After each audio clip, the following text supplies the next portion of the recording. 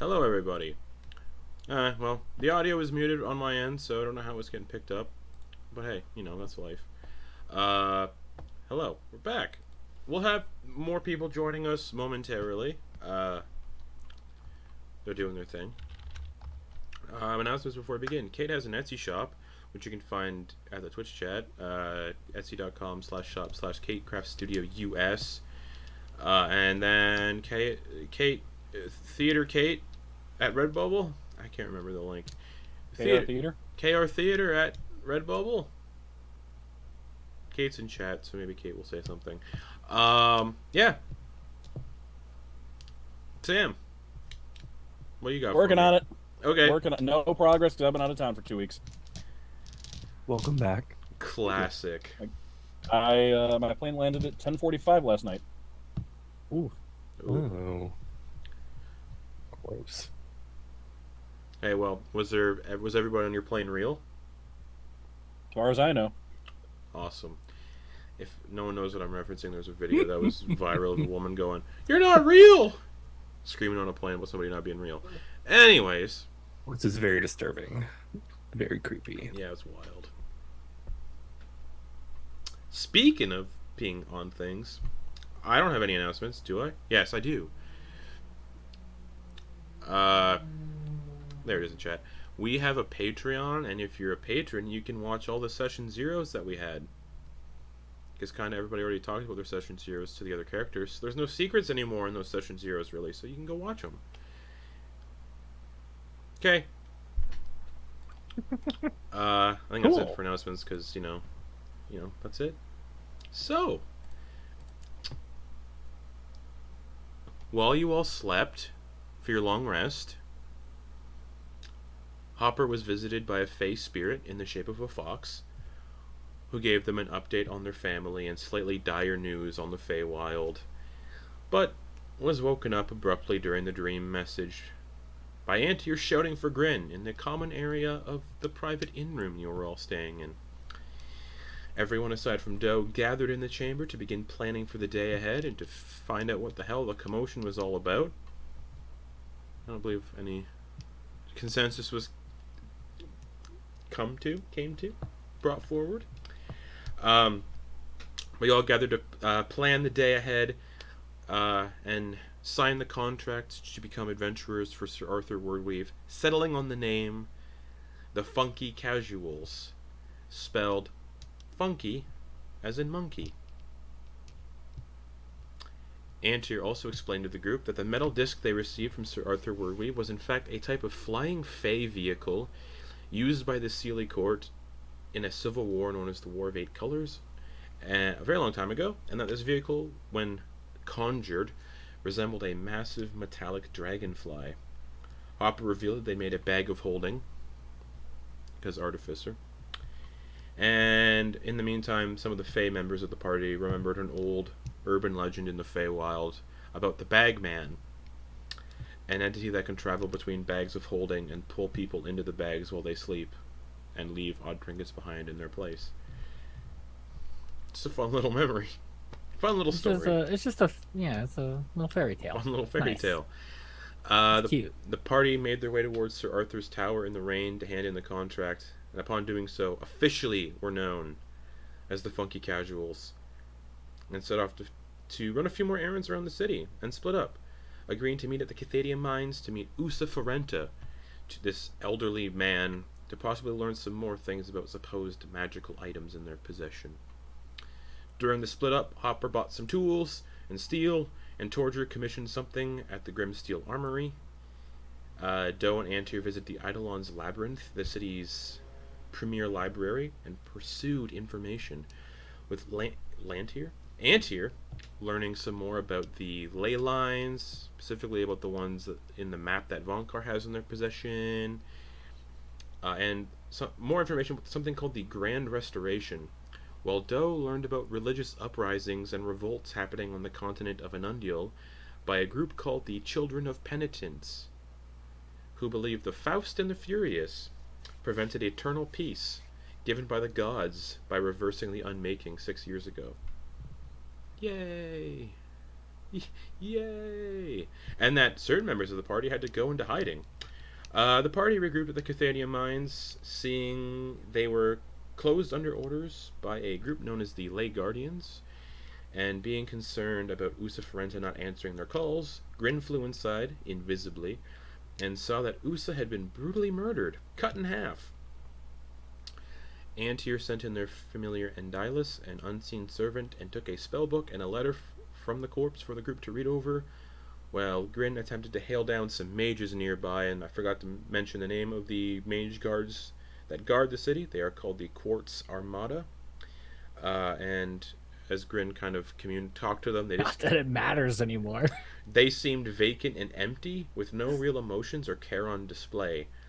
Hopper learned that these guards were feeble-minded, but still capable of speech, and the group decided to make their way towards the guard barracks to look for more in-charge people, and encountered more of these mages along the way in the same state.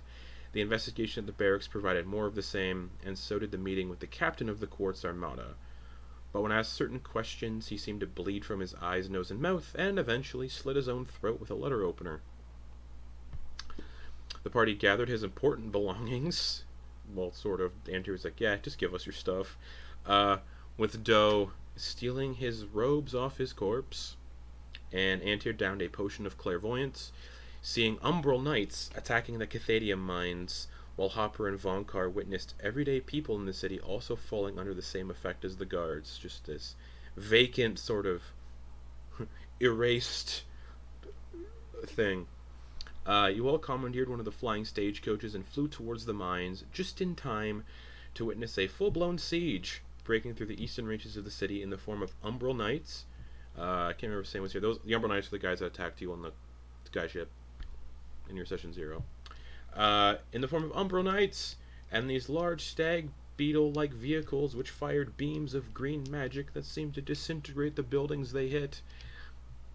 You all narrowly dodged one of these beams in the stagecoach as Torger flew it around and flew back towards Arthur Wordweave's tower, just as a familiar jabberwock to some in the group showed up, with an armored figure on the back with a billowing crimson cloak enchanting the rain, which Hopper discovered was causing the feeble-minded-like state of the people below. You all arrived at the tower, picked up Arthur and Terry, while Antyr summoned a large flying vehicle shaped like an iridescent green dragonfly, while you all took off just in time with the jabberwock on your tails. So,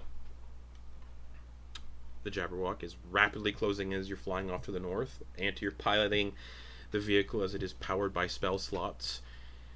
The jabberwock and its rider closing in a few hundred feet behind you, swiftly dashing through the air, its bulging white eyes fixate on the vehicle you're on, the Luminera, and all of you on board. From these intense eyes, it unleashes beams of scorching white-hot fire which mercilessly scorch large swaths of the jungle below, narrowly missing the vehicle with Antyr's expert piloting. Or the jabberwock is still too far away. And yeah, perched atop the jabberwock is this commanding figure clad in black plate armor, sporting a helmet adorned with jagged, moose-like antlers made of metal, a familiar figure to Vonkar and the Creep. A long, tattered, billowing crimson cloak. And as you soar above these dense tropical jungles, the jabberwock burbling as it chases after the magical rain that had been falling ceases. The figure astride the jabberwock has shifted its focus to relentlessly pursue your group, leaving the city behind. And I need everyone to roll initiative. Also, Caleb is in the waiting room, so I'm gonna let him in. Cool. Just letting you know, so before the windows all shift. Oh yeah. I also rejoined Owlbear. Sorry, I left and now I'm trying to join back in. Oh, there's so much happening at once. Yep. Yeah. I hate doing this midstream. Okay. And did you want me to roll 2 separate initiatives, or do you want Grin to go after? Oh, however we do Creep. it. We've done it both ways. Whatever you want. Okay. All right, yeah, being chased by a big old green jabberwock on your flying vehicle, so that's initiative rolls. Got you. Rolling it now. Who's Also, just for housekeeping sakes, Torger, you have Cosmic Fury cast on you. For the sake of this, you can expel a 15-foot cone of radiant energy from your mouth as an action. Has anyone told Torture that, or would he know? Antyr cast that on you, but didn't tell you what it does. So I like feel something's different about me, but I don't know what it is. Mm-hmm. Okay. I was probably going to guess at it until I figures out what's its feelings, why it feels different. They'll probably let you know. This is like a just in case. already? I feel like all my muscles is tense, like holding in a fart or something. But a burp. So Yeah, the- a mouth fart. Yeah. So yeah, the jabberwock is closing in with the guy riding it, firing beams from its eyes that are scorching the jungle below, and yeah, everybody's rolling initiative for me. Oh. Well, that's cool. That looks really cool, Justin. Okay. I gotta do all my stuff. Control 900 characters. That's not good initiative. For whoever that is, that's poop. That's just poop. Am I still rolling plus? I'm not still rolling +8. Am I? Nope. Okay. Mm-mm. Or a D8 rather. Yeah. Oh! Okay. Is this the character sheet I need? Nope. Holy fuck. But it is the character sheet you deserve. No, because it was private. So I couldn't open it. Oh no. It was the wrong one. Alright. Cool, there we go. Oh yeah, there's like 6 more characters. Okay. We're good. Cool. We're set. Antyr, what'd you get? Oh, jeez. 24. 24. Creep. 20. 20. Yeah, Grin will share your initiative. Okay. Torger. 23. Dang! You guys are rolling good. I know. Oh, fuck, I'm controlling Doe and Hopper Hell too. yeah. God. Hell yeah. Doe got a 7. Vonkar. 5. Well, Total? They can't all be bangers. Hell yeah. hey, Hopper got I a rolled a 4 plus yeah. 1. Hopper got a 9. Listen, we're calling it a slow jam, okay? It's We're calling it a slow jam. I understand It's, Vonkar was asleep last session, so he's just waking up. That's what this is. Still Just groggy. What? asleep the session before. The last session, you're just walking around town. Oh, okay. And it's been a day. Antyr. So, sorry, chat, you're not going to see this battle map because I'm doing too much right now. Antyr, you're piloting. You have all the commands you need in the items description. Yeah, I do have a question. So, for the sake of this, one is use an action on each of the pilot's turn to ensure the vehicle remains in flight. Yep. Right. But I can displace it as an action to cause the vehicle while it's in flight. So, Yeah. would one Oh, replace the other? I worded that wrong. Yeah, that's what I was curious. Like, The action would be like to focus on and keep it going in the same direction. Uh-huh. So if you want to keep going straight, then your action would just be to do the displacement. Okay, so but it'll stay aloft. Yeah, it'll say a lot. It won't just to plummet. If I displace it. Okay. Correct. That's Yeah, what I yeah. was like. Let me double check. No, he will continue. He'll use his action to, or they'll use their action to keep the ship moving forward 80 feet. Okay, so 80 I feet. can't dash, so Nope. okay. So it Cool. flies ahead 80 feet, which means these poor little guys back here are just going to get pushed back a bit. That's sad. They just want to hug. The burbling gets distant Wings. a little bit. Cool. Cool. Any- So, also for visual reference, how much can I see? It's just like a dome this in front of me? Like Yeah. I can't see them behind me, right? No. Okay. Wanted to be sure. Cool. Torger. You're just speeding off. This jabberwock with the rider is just in the distance, trying to catch up.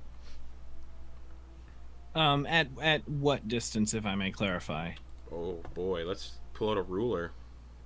Because it was I- just behind us, but we just sped ahead like about 80 feet. I mean, it's all within 6 seconds relatively of about each other. 290 feet away. Is that what you're seeing online? 290? Yeah, I zoomed in because somebody's Girl. really ruling. Yeah, was using a Yep. ruler. 290 feet away. You're welcome. Girl, get nasty. All right, and this thing's pretty sizable, so I'm gonna run. It looks like it's a huge creature. The vehicle is 100 feet long. The deck is 90 feet long, but roughly 20 feet wide. Vehicle big.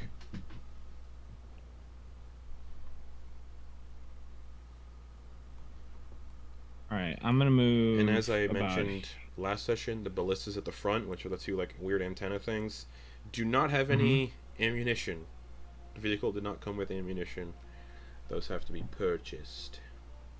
I'm gonna move my guy here. That's my 40-foot move speed, Okay.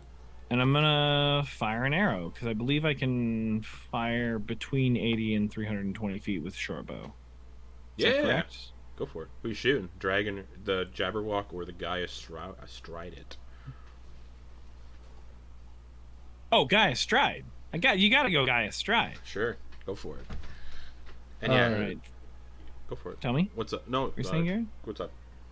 Oh, I was curious how because it would be at disadvantage, right? Because it's beyond the normal range. Yeah. Yes. Wait a second. The Sorry, first number. so- The first number is the normal range. Anything beyond that number is disadvantage, and then the second number is the maximum range you can fire it. Oh, right on. Okay, I'll fire it at disadvantage. I don't give a shit. That was so aggressive. Sorry, no, I'm enthusiastically going I to forgot about that. fire it at this man. Yep. Oh, don't you hate when you get a fucking nat 20 on a disadvantage Oh. roll? Don't you fucking hate it? Doesn't have such a terrible mouthfeel? It But does. I did get a 15. A 15 Yeah. misses. Yeah, you's going to sit on top of you jabberwocky. You's going to look like a piece of shit. Yeah, you fucking ruins the whole town. It's the whole fucking town. Fuck you. Actually, I says, this figure is also familiar to Torger and Doe, the guy riding it. yeah, I seen you before. We got your fucking eggs. Goes fuck yourself. Anything else? Yeah, that's all I've got to say to you. Go fuck yourself. Okay. What can he do as a legendary action? Yeah, you brings this shit to me, Nothing. man. He's too far away. Creep, grin. Whoever wants to go first goes first. Troop, Jump off. go on, get up there, help him out.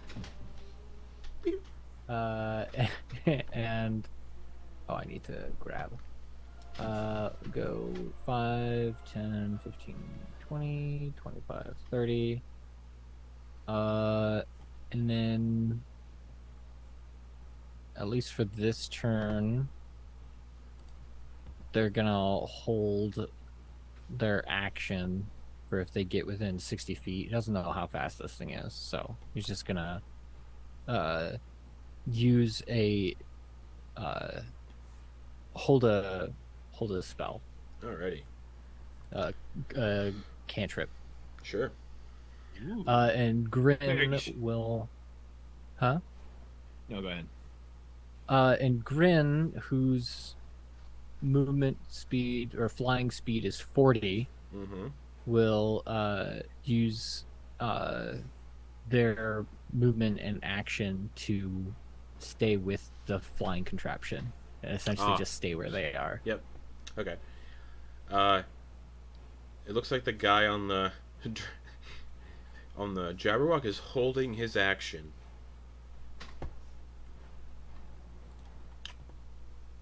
That's that. Hopper.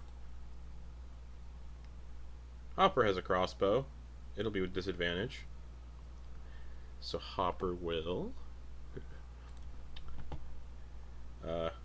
Hopper. 5, 10, 15, 20, 25, 30. I'm going to assume Hopper looks angry because in the quest journal it says kill Dusk Reaper Aelinor, and this is who this is assumed to be. Which is Hopper's personal quest in our little journal. So Hopper's just going to fire a crossbow with disadvantage at the rider. Does Torger just shouting insults and trying to pull some aggro, does that help No. Hopper? Okay. You gotta ask. You gotta ask, or else you don't get anything. Because someone didn't specify it as a help action. 8 piercing damage. Hits! Hits him in the armor for 8 damage. Hopper just yells, loads another bolt. That's Hopper's. Bonus action for Hopper? Let's see. Misty Step! Into the air. No. Cool, though. Parachute down. No, that's it for Hopper. Okay. Man, the Jabberwock is at the fucking bottom of the list. So that thing's just not moving. Leek.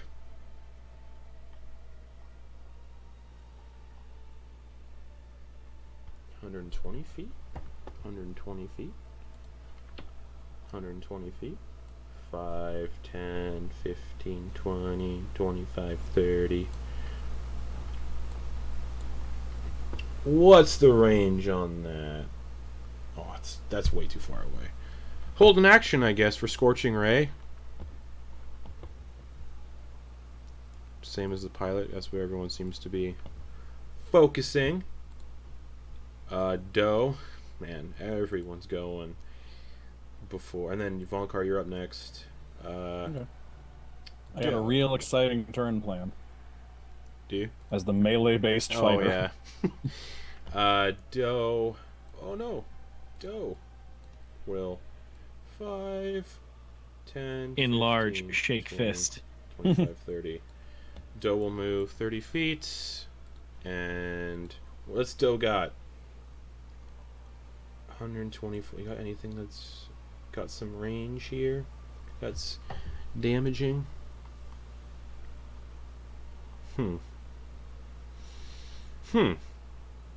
We'll hold a Dissonant Whispers, I suppose. That's what they got. Oh, and then bonus action, Bardic Inspiration to oh boy, Torger. And we'll say, you can hit him again. Do it. Hit him. Aim better. And you get a d6 of Bardic Inspiration. Vonkar. Got it, thank you. Alright, here's Vonkar's very exciting turn. 1, 2, 3, 4, 5, 6. It is. We got 30 yet. 1, 2, 3, 4, 5, 6. Dash 7, 8, 9, 10, 11, 12. Neum. Right there. Nice. That's And my then- very favorite children's book, is Vonkar's very exciting turn. And then Vonkar is going to use Resilient Body. Alright.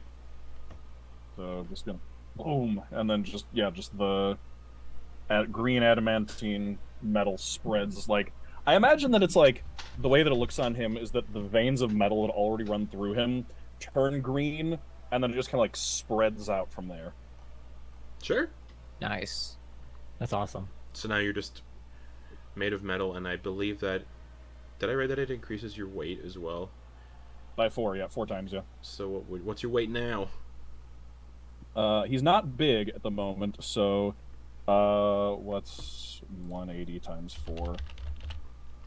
Pull up the luminaries. 720. 66. Oh. Oh, you're nowhere near the 5-ton cargo capacity of this vehicle. Mm-hmm. Is it now? I gotta ask. Sorry, is it like? Does it come up above the skin like an extra plate, or does the skin itself sort of kind of like? So it's not like a layer of like chitinous armor. It's not like It's something just that a comes on it's top. just a But big green bruise. or is the it? veins. Yeah, I'm curious. The I'm s- curious. the, Yeah, like the wording when I designed it was the skin becomes metal. okay. Basically, Colossus. basically Colossus. Yeah. Oh, cool. Oh, Yeah. cool. Oh. Okay, Yeah, okay. yeah. Yeah, and that's why I wanted to know what the difference is. Like, does it come up and then come above, or is it actually? Sorry, I love a good word paint. Oh, what is going I love a good word paint. Okay. Anything else, Thank you Vonkar? for humoring me. Nope, that's it. That's All that's right. that's what he's got. Cool. It's good. It's very good. So, the jabberwock is gonna fly 60 feet with the pilot rider, and then I believe it's gonna dash another 60 feet. This will most likely put it in range of people who are holding anything that's got a. We'll see. Let's see. Yeah. Another 60 feet. I can't read it. That's 50, 55. There you go. Oh, It's that's 65. That's fine. Back one. Yeah, it's Perfect. it's quick. Okay. All right. All right. Leek held a scorching ray with a range of 120 feet. Just within range. Hell Beautiful. yeah. Anybody else in that radius hold in action? No, they did not. Yay! Oh, yeah, Doe held a Doe's was but that's a Dissonant was 60 a foot 60 spell. so not far enough. Okay. Scorching ray time then towards the rider. Let's go. Oh my god, I gotta move all my stuff. 24 to hit for the first. There's 3 of them, yeah. 24 on the first. 11 on the second. That's poop. That's fine. And then 23 on the second. So 2 of those hit. So 8 fire damage and 11 for a total of math. Cool. Interesting. Oh, and then he was holding an action when he got into range. I forgot. And he's going to throw an Eldritch Blast at... Oh, who does he want to hit? He's got 120 foot range on that. He recognizes one person in range. He's going to throw an Eldritch Blast at Vonkar. Yeah, all right. How many is that? I can't remember. 2 beams? What level spellcaster is he? Alright. Alright. Get ready, Vonkar. Okay. Prepare yourself. Prepared. Does a 8 plus 7 hit 15? Nope. No, it does not. Fuck! It just sails Ting! fast. Or yeah, it hits your armor if you want. Ting! Yeah, I imagine. I really just like the idea of it just hitting him straight in the forehead and just like Ting! deflecting off. Sure. The second one is going to be less than that to hit. Ding. Final beam. Less than that. Ding, ding, ding. Oh no! Vanguard has stepped. That was the intention of stepping up there and being the closest, was just getting up there and soaking hits. Piss nuts, ballsack. Okay. Excellent. Antyr, you can hear the Can't see anything commotion. either. You can hear it. Okay. People yelling and things being fired off, spells being fired off. You're pinging noises. I don't want to make this too complex, but Antyr's going to go about 20 feet ahead, Mm-hmm. but that is going to begin listing, like turning, Okay. in a way that's not going to like mess anybody up. So we'll spend the rest of the movement to kind of go in a right hand kind of turn like this, but only moving forward 20 feet. So you're only doing 20 feet of movement? Yeah, because I think logistically, if he were to like do a sharp turn, it would people on the deck would be a little messed up. So it's the trying to get at that angle Sure. of like bringing it Okay. around. So we'll 20 feet it is. So the jabberwock is now 20 feet behind. The rider looks very annoyed that your vehicle is much faster than his. Well, not faster, but keeps evading him. They have to dash. Yeah. yeah. Excellent. It's Antyr's turn. Torger, Oh, you know I'm gonna run and fire on him. go for it. Yeah, you think he's going to throw that shit at us? He's going to throw some shit at you. Right. Runs up next to Vonkar as close as he can. And just so you know, it is 115 feet away. Oh, absolutely. I'm still going to be firing at disadvantage if I can. I think I can get to here. You I can probably think get it's to just there. 100. 100 feet. It's yeah. still. It's still disadvantage. Yeah. Oh, of course. 1,000%. I hear you. 1,000%. But you got bardic inspiration. Exactly. But we're gonna see. We're gonna see what happens first. Yeah, you think you's so cool. You's just a big jack off, is what you's is. Oh, fuck you. Fuck you. All right. So that is a 13, but I am gonna use bardic, Okay. which is a D6, correct? Yep. Love it. Okay. You're gonna want to Ooh. roll good on that. How does a 17 taste? Misses. Damn. Damn. All right. Yeah. So, fuck you. I'm firing this arrow with fucking rabbit powers. Fuck yourself. Okay. And just. All right. And just making angry noises next to Vonkar. I assume Vonkar's like, the fuck is this 5-year-old next to me? I'm sorry. I don't want to tell you how you feel about him. Really? He's like, hey, pouting. this guy's got some spirit here. I like him. He's got that. He's got that. He's got that course go getter attitude. I was gonna say the very positive spin of it. Yeah, that rises. Anything else, Torger? Thank you for asking. Currently, give me a second.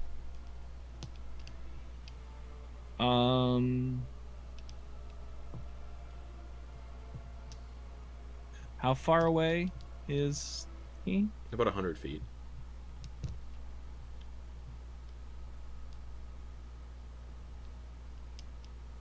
Definitely in range of the I-beams. Yeah. You guys have seen the range of these I-beams? He's definitely in range of those to hit the vehicle now and people on it, possibly. Sorry. Thank you so much for your patience. I haven't had my cool monk shit pop off yet. I'm so low level for all the potential cool shit that I could do. Yeah. So I am just going to impotently scream and shake my fists. Cool. That's cool. That's my goal. As you do that, he's going to use a legendary action, and you watch as his form kind of shifts for a second, and he conjures an illusory duplicate of himself next to you on the ship. Right. Torger, and it makes a melee attack against you with this black coiled blade that matches the wounds you've been seeing on Oberon's head, Obi-Bobi's head, and the cut in half old elf. So, attack! Fucking poop, you poop dick. Yeah, I ain't gonna do it. Let's see what he gets. 13 to hit. So, he conjures himself, swings a sword, misses. Torger does a very sassy 2-finger blade slap. Nice. As it comes just a... Cool. And like... He just yells at you from a distance, but you can't make out the words because there's lots of noises going on. I'm really trying to curate like a Duergar uncle vibe. I'm really trying to Okay. support Sam's uncle vibe that he's already curated perfectly. I'm trying to maybe get on that, like the slightly more frenetic, spazzy uncle, but just try to like he's got the calm, cool uncle. I'm trying to curate that spazzy uncle vibe. Perfect. Yeah. This guy looks like he's just silent screaming, because he's so far Fantastic. away, or because of all the Wait. noises. Wait. So the thing next to us, the illusory image Disappears. that can hit us. Oh, it does. Yeah. I thought it was screaming soundlessly at No, us. no, I no. was The like, guy riding is just getting pissed off, and he's yelling. And since there's like too much noise going on from the machine, and his dragon constantly just going, blah, blah, blah, blah, blah, it's just kind of, it's impossible. The creep, and grin. Bro, creep, do something. Stop just standing there. The creep's gonna move forward another 30 feet. Yep. 5, 10, 15, 20, 25, 30. And they're going to cast darkness Sure. at this location Okay. right there. Perfect. So they're essentially casting it on like a point that will stick to the thing, the flying contraption. Sure. I think that's going to be a counter spell. Ooh.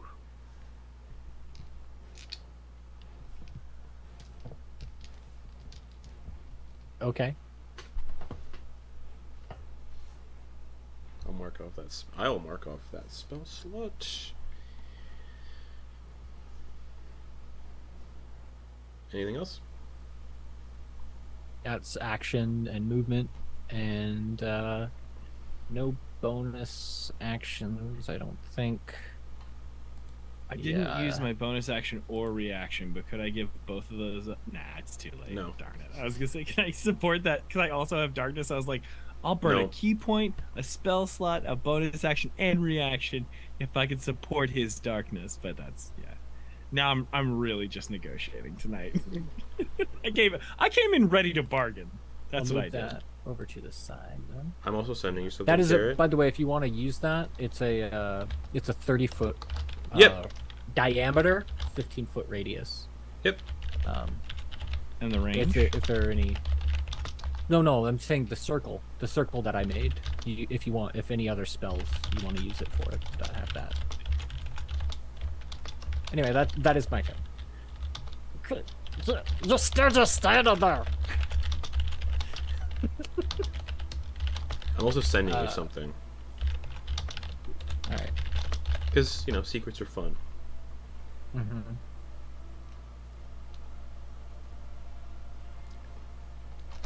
Perfect. Alright. That's your go. And Grin is just going to do what they've been doing, just sticking. Sticking? Oh, Yeah. Okay. Grin wants to stay away from where the action is. Yeah, of course. Yeah. That's fair. I think what they're gonna do is plant on the ground Okay. with their movement. Yep. And then just cast invisibility on themselves. Perfect. Or they can just do that as an ability with their action. So Alrighty. they're just gonna do that. I think our fun little friend here, Dusk Reaper Aelinor, is going to cast Magic Missile at Vonkar. Yeah, that seems right. Just a first level Magic Missile. Just he's just gonna swing his sword, and as he swings it, the blade glows and fires 3 darts. And you take, where's my D4?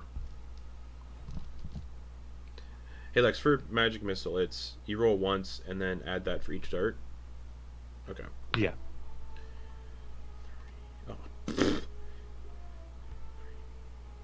My math is terrible. 3, 6. 9 force damage. Is these 3 magic missiles? Bang. That's his action. and he's still not close enough to do anything fun. In the distance, kind of up in the clouds, really far away. Can everybody just give me... Why am I saying that? Everybody give me perception checks. You're kind of... Antyr, how high are you flying this thing in the air, by the way? Would you have, like... While you were flying, would you have gotten higher, or are you, like, skimming the treetops? I would say probably skimming the treetops for the sake of... If anyone falls. Yeah, if anything were to like really go like wrong, we're not falling hundreds and hundreds. So I would say like whatever the highest trees are in this area, probably like just at the bottom is probably like clipping off tops of trees. Okay. It has like a damage threshold of like 15, right? Yeah. Okay. So you're probably like 60, 70 feet up. Okay. Perception checks. Antyr, you don't get to make one. Actually, yeah, you do. Everybody, Creep, what'd you get? Creep got a 17. Grin got a 19. Perfect. Vonkar. 14. Torger. Muted. Torger got a flirty 20. Perfect. Antyr. Also just realized, boys' night. It is boys' night. Boys' night. Brittany said they're going to be late. 17. We shall see. Yeah, up in the clouds, you all hear what sounds like a distant... like a roar. Up in the clouds. Maybe to the east. Does it Actually, at all it'd be more towards the south, direction of the city. Does it remind us at all of the sound we had to... Sorry. Specifically for my session 0, does it remind us all of... Does it remind Torger at all of the sound? No. Of anything? No? Okay, cool. Nothing from different the session sound. zeros. Yes. A different sound. It sounds like a monstrous roar coming from the clouds to the south, like it's coming in this direction as well. Hoppers is going to fire another crossbow bolt. Right on. I believe still with disadvantage. Oh, they're just gonna stay there? Yeah. With disadvantage, it's a 28 to hit. Wait, hold on. Oh, fuck hold off. on, hold on. That's a natural 20 with disadvantage. They rolled 2 net... What? They rolled 2 nat 20s with disadvantage. Nice. The dice Dice tells a tells tale. Holy yeah. fuck. With disadvantage, just aims. It's crazy. There's like bullet time. The bolt just goes... Fucking right. Yes. For 17 piercing damage. Nice. That's pretty good. Are we hitting separate entities right now? Everyone's some been of us hitting everyone's been targeting the guy on top. Oh, okay. Thank No you. one's been targeting the jabberwock. All right, and then reload another bolt and just hold their ground because, like it says in Hopper's things. Oh, right, because we know the jabberwock heals. You do know the jabberwock heals. That's information for. Okay. Yeah. Okay. So yeah, good job, everyone. Going for the guy. Yeah. It sounds like that roaring is getting closer from above and to the south. And you can see the rider, like, he turns back and, like, looks back and is like, what the fuck is that? Leek. This is a child in this situation. A child with a teddy bear. Yeah, Oh, that's weird. true. Flesh teddy. That's true. He does have a flesh teddy. Oh, I hate it. I hate that I said that out loud. You said it. You started I know, this. I did this. And it's No, gonna you're fly. right. He's gonna pull off Cabbage, the flesh teddy, and just go and use his last wild shape for the day and summon the flesh teddy. Which I believe he can summon it. So he throws it, and then it burns up in purple flames. And he summons Cabbage, whose art is almost done. 30 feet away. So 5, 10, 15, 20, 25, 30. Right beside Vonkar. So yeah, Vonkar, just this teddy bear appears floating in the air beside you, made of just flesh with human teeth in its mouth, like a Glasgow smile full of human teeth. And these arms, these heavily burned human arms, just come out the back and start flapping like wings to keep it aloft. Horrifying. It's fun. You guys are here for fun, and it's a weird party. It's an action to do that. How the fuck does this work again? Bonus action to command. Yeah, bonus action will say, "Well, Cabbage, fly towards that guy and burn him." And as a bonus action, Cabbage will just fly 30 feet. 5, 10, 15, 20, 25, 30, and just start flying. Dumb.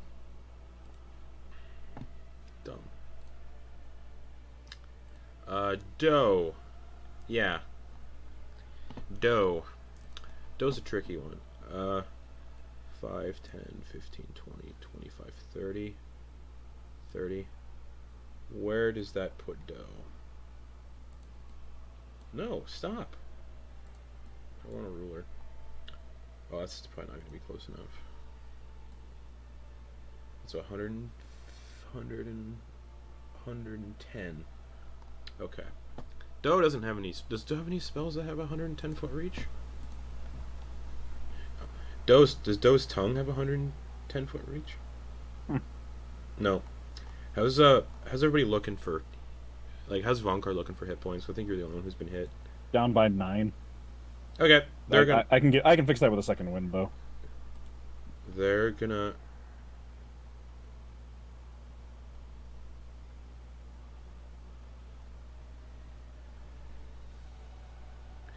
Doe's gonna just smile even wider, which seems impossible, and look at the jabberwock, and is gonna hold an action to cast Dissonant Whispers on the jabberwock, which if it fails, it has to fly away from you guys.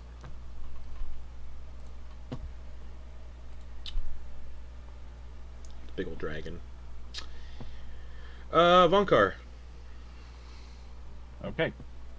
Vonkar is going to... real quick, this part at the back, it kind of looks like an engine. It's like just south of Vonkar. Yeah. Is that walk-onable?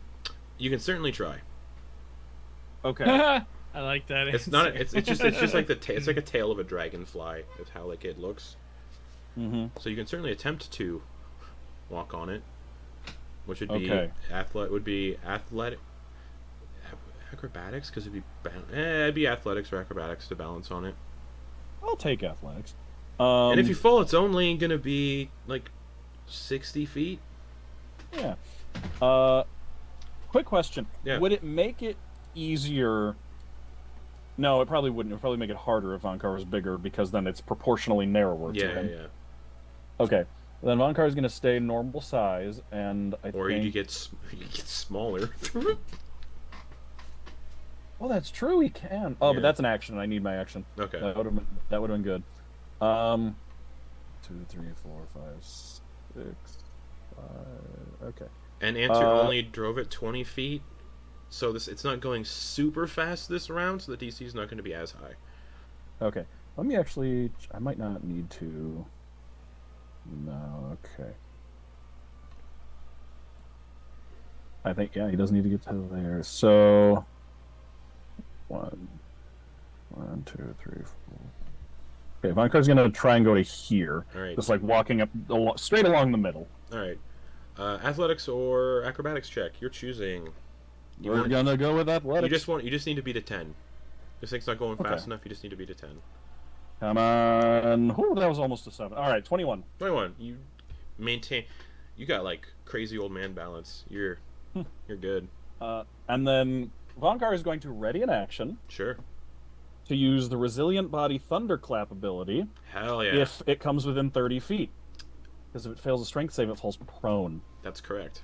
Cool. And flying things, when they fall prone, fall. All right. You're casting it on the Jabberwock? It's a cone. I'm red. It's a 30-foot. Yeah, it's a 30. No, it's a 30-foot. Oh wait, it's a 30-foot radius. It's a 30-foot. Oh, yeah, it's a 30-foot radius. In that case, so it would damage it would damage the vehicle as well. Oh, it would. Yeah. How much health does the vehicle? Do Like, it. It has a lot. But It does, wouldn't like, yeah, it does, like, wouldn't it 7 need to to see if it 10. drops threshold. too. What? No. Wouldn't it Only need to see if creature. it Only drops? creatures. Yeah. Oh no, it actually says all creatures of your choosing in Of that your radius, choosing. So never Oh, mind. okay. So And you there's can also keep- only creatures, so the ship wouldn't take damage. Okay. Yeah. Right. Correct. So you So could do it it, doesn't and matter, your friends would be safe. Yeah, because it's of your choosing. So yeah, as soon as if Cool. the jabberwock gets within 30 feet, thunderclap to try and knock it prone. And the reason I moved out here is so that 30 feet won't place it over any part of the ship. If it Perfect. comes. Alrighty. So if I can say something, I really like how our boys' night generally is not like a boys' night. It's not a testosterone-fueled thing. Generally, it breaks down into us joyfully discussing semantics about spatial reasoning. Yep. The Spatial Boys Night. I'm super into it. I'm very like this is my two favorite things about we D&D. respect each other's space. Well, my two favorite Yes. things about D&D is that it's storytelling plus Yes. math. Like I'm super into it. Yes. All right. I'm so excited. What you got? As it begins to fly, its eyes shoot the beam of white hot fire energy in a line 120 feet by 5 feet wide, Oh boy. and that's gonna Ooh, pierce. come on, get some. That's gonna get Come on, get some. the vehicle.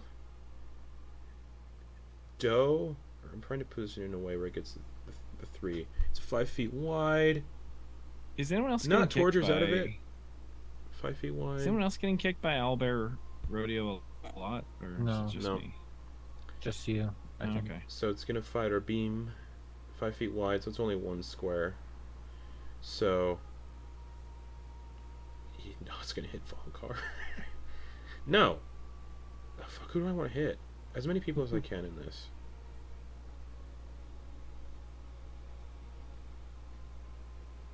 I'm conflicted.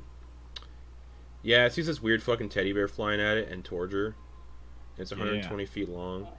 So Come on, I get need some. Cabbage, Torger, and Antyr, because you're piloting the ship.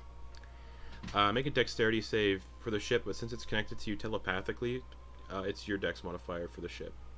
So Cool. dex save for you, dex save for Torger, dex save for Cabbage. You want to Yeah, you beat fucking- you want to beat an you 8. think You want to so? beat an 18. Nope. 17. I already used my bardic to not hit. Cabbage got a 21. Ooh. So what'd you get, Hold Torger? Give me 1 second. I got a 17, but I want to check reactions if I have any sort of thing.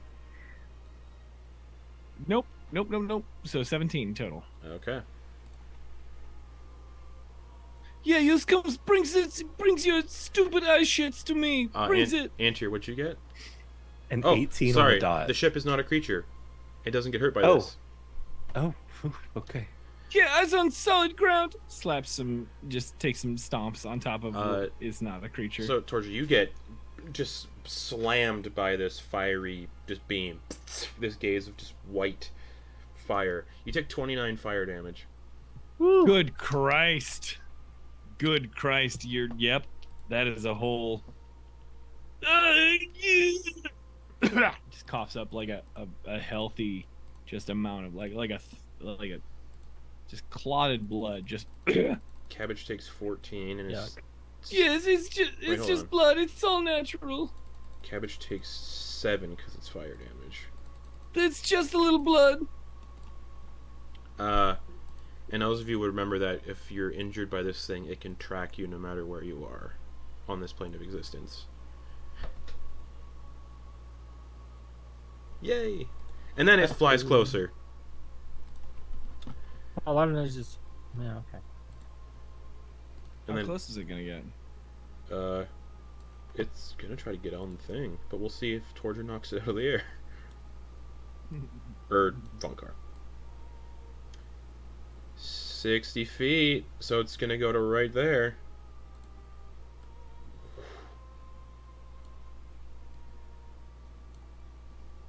Oh, exactly 30 feet away. From Exactly. me. So it's like it does that, and then it just soars towards the back of the Luminera. So you're gonna do your shockwave. Boom. Yeah. Go for it. Which I suppose technically the Jabberwock and Rider Yeah. both need to make me a strength saving throw. All right. Dusk Reaper DC Aelinor. 16. Dusk Reaper Aelinor got a 14. He gets thrown off of it. Fuck. Legendary resistance, so he doesn't. Aw. And then the Jabberwock 14 as well. Then Legendary He gets knocked out of resistance the or air. no? And it also has legendary resistance. aw. But Well, they still and- take half damage from it. Yes, half damage. So So this is massive They- shockwave. yeah. Boom. After being halved, that is 11 thunder damage. Nice. It's still. So you just slam your knuckles together and it ripples out this shockwave. Antyr, you feel the vehicle just violently shake. Just, but you're still flying it perfectly fine. Everyone's still fine. Yeah, that was its action to do the beam and to fly closer. Let's see if it recharges its eye beams. Nope. Antyr. Okay. Felt that. That doesn't sound good. And yeah, Vonkar, it's a doesn't feel huge good. creature. Now it's like within 30 feet of you. It's a huge creature. Mm-hmm.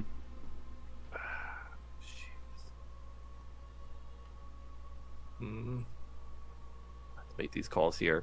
Keep going. Yeah, Keep going. just gonna go. Slam on the brakes. Because there's that roaring too. There's that roaring that's going on. Yeah. Yeah. Gonna list up about 15 feet to put it like 15 feet over the treetops, and Okay, is so you're going moving 15 to feet up. 15 feet up, and so that would put. I'll make this easy. 20 feet up, 60 feet forward. Okay, so 60 feet away. And just a reminder, vehicles do. There is opportunity attacks with vehicles and mounts. It is in the rules. Okay. I also posted disarming rules on the D&D Beyond page because I finally found them. Because people have been asking to disarm people. You said 60. Dude, hell right? yeah, that's me. That's definitely coming to me, and I appreciate it. Thank you, bro. No worries. You said 60, right, Lex? Yes. Cool. Boom. So gets close. Shockwave. Poof. Fuck. The shockwave and like the combination of the vehicle like soaring off, kind of just like it's the Jabberwock and the Rider kind of like spiral through the air from the shockwave, and just you guys are getting away from this guy and he's not happy. Anything else, Antyr? Any bonus actions for you That'll in the be little it, no. cockpit? All right. Torger. So Torger is gonna take out the potion of healing. Sure. He's got his good like monk hands. They're like very strong monk hands. I think we can all agree monks have strong hands. They right? got to. And Right, legs, okay. quads, strong So he's gonna quads take and arms. he's gonna take that strong monk hand in the potion bottle of superior healing. Oh yeah. Potion of superior healing is gonna with his thumb push a hole in the bottom and then just shotgun that potion. Perfect. Pop the cork off, and I just Excellent. Go for it. Roll all those dice you got on that potion. it's 8d4 Oh yeah. and roll it on the table. Shotgunning a And I'm gonna- potion. Yeah, and I'm gonna add +8 to this, whatever this. Yep. 17 plus 8 is 25. Sorry, 12 plus 8, so that's 20 total. Yep. So 12 plus 8, that's 20 total. Nice. Shotgun it. Uh, Nice. That's your action to do that. that is my action to shotgun a potion. Also, if you think I'm not gonna be like the rattlesnake, Stone Cold Steve Austin, and not just Hell yeah. flip that guy the double birds, I feel Hell like yes. I feel like I've been curating this pro wrestler Do it. persona Do for it. Torger You the got whole to. time. You got to. It is and that's the bottom line, cause Torger said so. Go give it the. And then I'm Torger gonna take. stunner. I want to ask you Those something together. It's copyright. Yeah. out of curiosity. Yeah. Does a dodge action work for spells as well? It's just a curiosity. I don't know if that's a if real there's thing. spell attacks. If you use a dodge action, it gives you advantage on dexterity saving throws. Yeah. Then I'm gonna use a key point for patient defense. Perfect. Alrighty. And use 1 key point for patient defense, but also I am going to use my movement. Mm-hmm.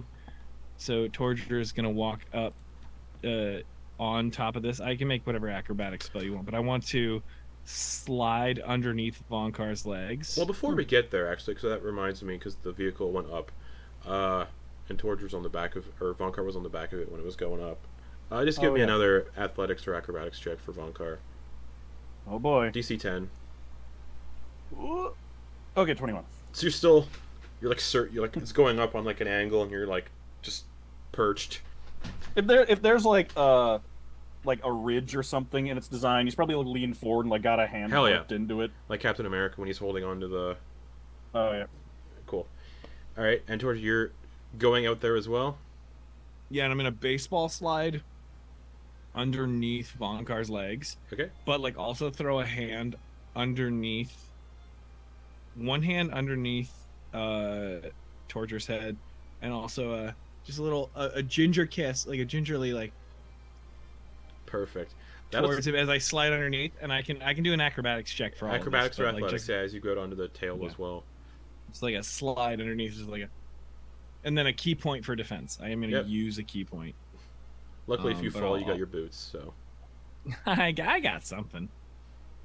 Disgusting. Oh, fuck off. Y'all may have to come. You may have to do double back for me. this bums That's me. a 9. Oh yeah, you fall off, but you have wings, so you can just hover where you are. I've got wing boots. You can hover where Wings. you are. So as you're like falling, you don't have to like plummet. You can just catch yourself with your boots and stay where you are. Yeah, I just float, but my boots, and I sort of start to go upside down, but still, defiantly. It's gross. I forgot the Just- cabbage also would have been left behind a little bit. Yeah, no, you guys are traveling with a fucking boxcar child. Anything else, Torger? I mean, I've used most of my shit, so I Alright. think that's about it. I think as a legendary action, because he got those back, he's going to do another shift strike and conjure another illusory duplicate within 120 feet. He doesn't like Vonkar. Vonkar's fucking throwing shockwaves at him and getting big, and not really getting big, but being all cool and shit. So yeah, the duplicate's going to appear beside Vonkar and make an attack. And that's a natural 1, so piss. Cool. The creeping grin. Creep's gonna try for that darkness again. Okay. Yeah, he shouldn't. Nothing should be in range to actually do the counter spell, so it should work. Yeah. Darkness has a 60-foot range.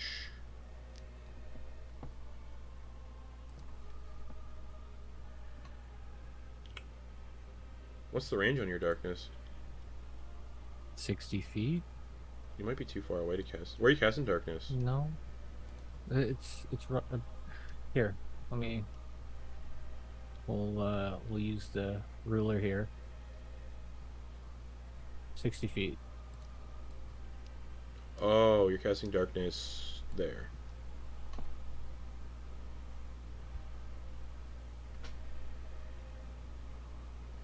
That's where I That's where I tried casting it Oh, before. I got and confused. they counter spelled I got it. confused. Uh, Okay. You're casting it on the deck. Yeah, so that their view of the driver is obscured. Oh, I should clarify. The view of the driver is always obscured from the back. Okay. Yeah, that's why I can't see anything going on. Okay. Well. Okay.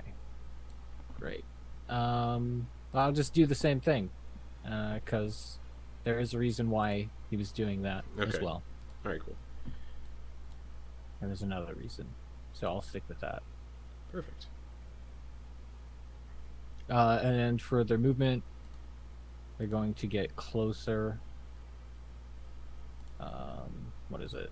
5, 10, 15, 20, 25, 30. All right. So action, movement, Perfect. done. Creep! Was that you? Where is everything? Oh yeah. Oh, that's funny. Okay. Anything else? That's everything. Yeah, that's all. And Grin's just gonna hang out in the darkness. Well, Grin doesn't know what's going on. Fair. Okay. So he's probably not going to do anything this turn. He's probably going to try doing something next turn, depending on what happens. But Okay. yeah. Sure. Oh, god damn. Stupid vehicle.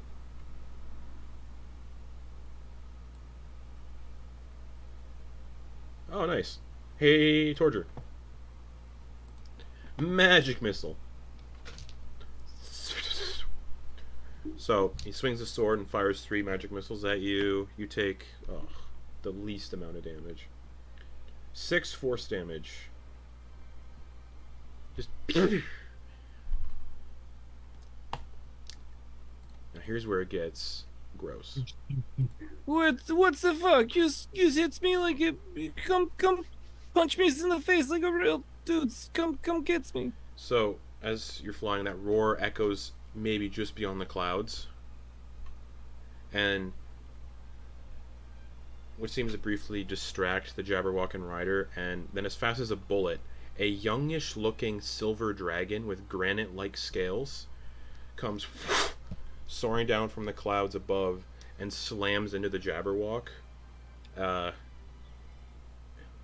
Dragons roaring, ripping at the Jabberwock's burbling and just as they're just tearing and ripping at each other as the pair of them crash into the ground. And as you briefly catch a glimpse of a young human figure with short brown hair and a beard riding the silver dragon with a billowing blue cloak trailing behind them, before the smaller dragon they're on takes off back up into the clouds with the Jabberwock following after, flying off, chasing this young silver dragon with its rider. And as it does, in the direction of the city, there's a brilliant flash of mint green colored light in the direction of the City of Embers. And then in the distance, you can make out a shimmering dome of mint green energy beginning to encase the city.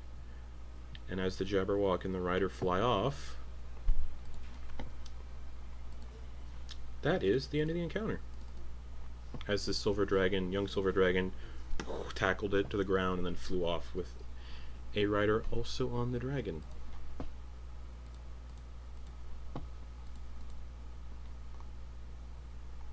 And yeah, Antyr, while you're piloting, you can kind of feel everything kind of relax. What's going on? Where is everyone? Ah! Hello? Everybody's dead! No! Grin, fly to my voice. Come to me. Crawls. Yeah, once use waits 2 seconds for silence, then use flips your shit. Use needs to take a second and know that stillness is pretty cool. You can hear like the sound of the dragons and the Jabberwock getting further and further away towards the south. And yeah, you saw like a green dome of mint green energy encase the entirety of the City of Embers, which is only like, at this point, probably like a mile out.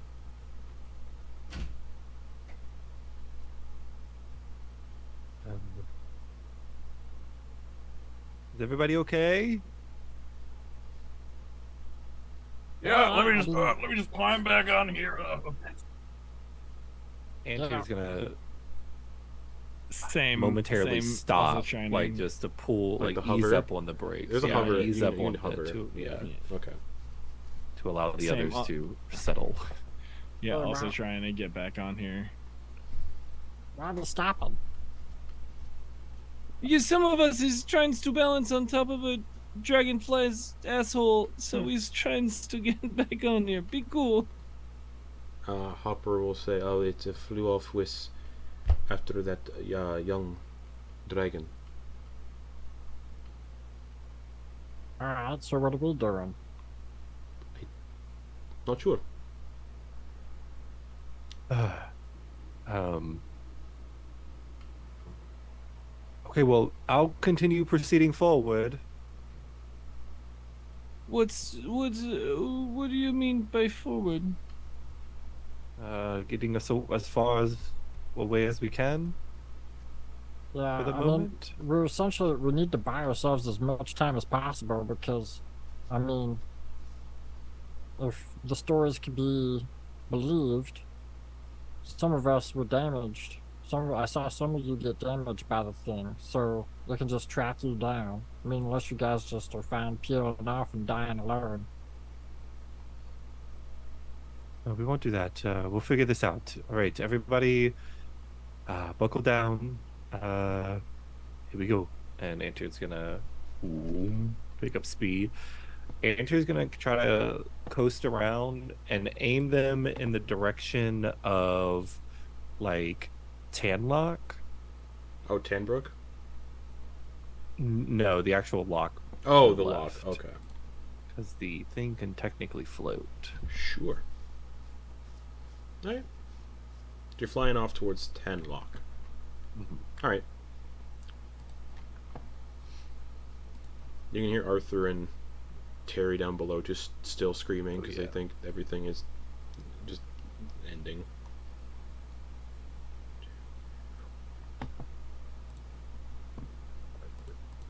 Alright, so what do we do? That was a little outside, I think, our pay grade.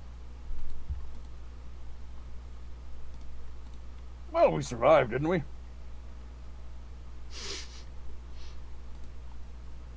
Yeah, I mean, you're pretty durable, but I mean, some of the people in the group really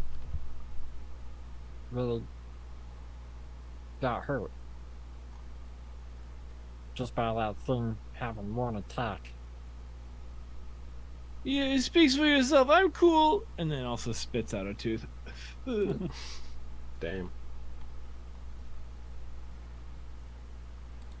Who is it? I wonder who that person was that was chasing after. I don't see it. Doesn't matter. Probably not. Could be a potential ally, maybe, in this obvious war that's happening. Yeah, all I know is when you's all fighting someone, you's not necessarily allies, but you's allies for the moment, so we got to figure out who's our allies for the moment.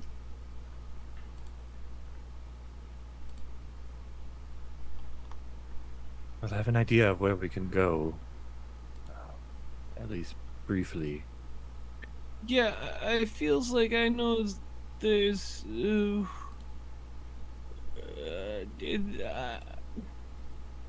I'm wearing like a big target on my back, and if we all wants to stay on this plane, we's got to know that we're a big target. Yes, from what we know is the tracking only works if you're on the same plane. Well, we have a means of getting to a different plane. How long does Anty remember how long this would last? Is it indefinite? 24 hours. We could wait like a day or two or so. You Let's guys just- wants to go on a day vacation? Sure, it'll be in the Feywild potentially. Yeah, I've heard this in the Feywild. It's 1 days, maybe 6 days, maybe 5 years. These got all sorts of crazy time shit that happens in the Feywild. Yeah, vacation. Well, Gothel. Leek perks up at the mention of his mom. Yes, Leek's mother can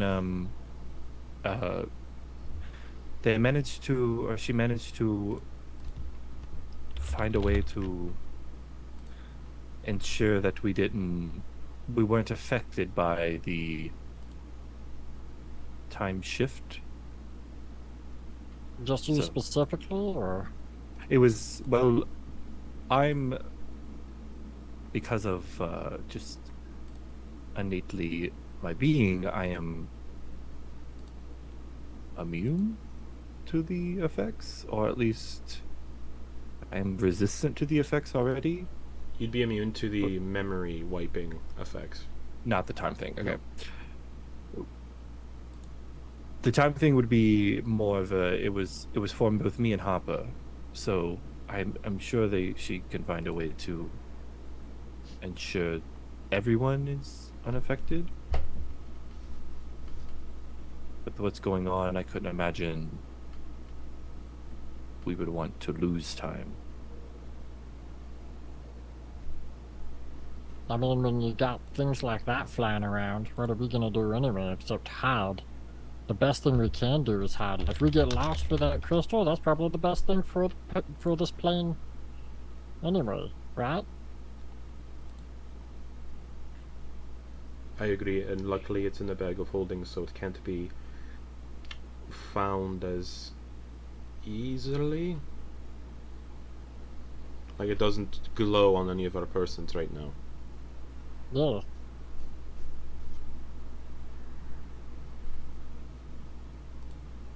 Okay, well, get comfortable. We have quite a trip. Yeah, how long does it take? It was instantaneous, so I don't know. Well, I gotta pull up my map to look. This thing's travel speed is what, 8 miles an hour? Yes.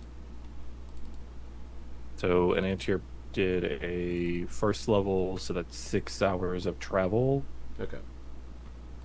So what? 6 times 8 is 48. I could do 48 miles.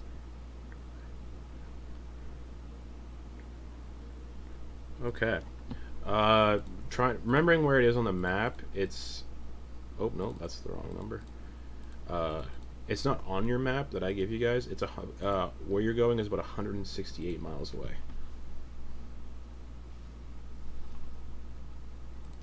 Yeah, that's what, if I was remembering the right location.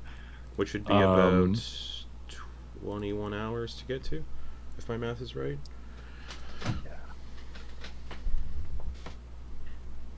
All right. So well, what do we gotta do to? What do we have to do in order to switch planes or whatever?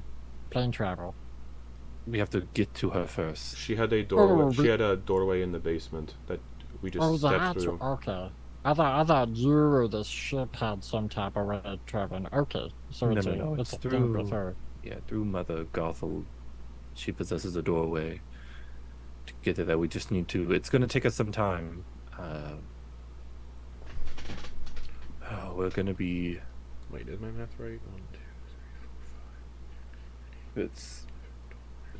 I looked at it. It was about 13. Yeah, 13 or it's about 14 13. hexes. So that's 156 miles divided by 8. 19 hours. 19 hours. Okay. I can do. Okay, 6. I have 1, 2. It's 12 plus 1 more is 3 times. I can get us there. Yeah, I can get us there, but I would be completely tapped to the Well, spell slots. Doe was gonna be, I could switch with you. I'm capable of piloting it as well. So whenever you're tired, I can swap out and do it because I have the requirements needed to pilot it. Yeah, if you just want someone to try and drive, I could always try and drive. I once drive to things before. It's cool. Well, As a player and person playing the game, I know that I don't have the requirements, but I also drove a thing without knowing it prior. True. So, as a character, I might try. Georgia, we'll let you. Perfect. We'll let you attempt when we're not being pursued. And now, yeah, and now that the- sounds cool. And now the sounds of the dragons have like completely faded. I think it'd be a good idea if everybody gives it a shot to see if they can attempt to pilot it in case one of us who, like myself or Hopper or Doe, aren't able to. As long as you can cast good. spells. And are proficient in Arcana.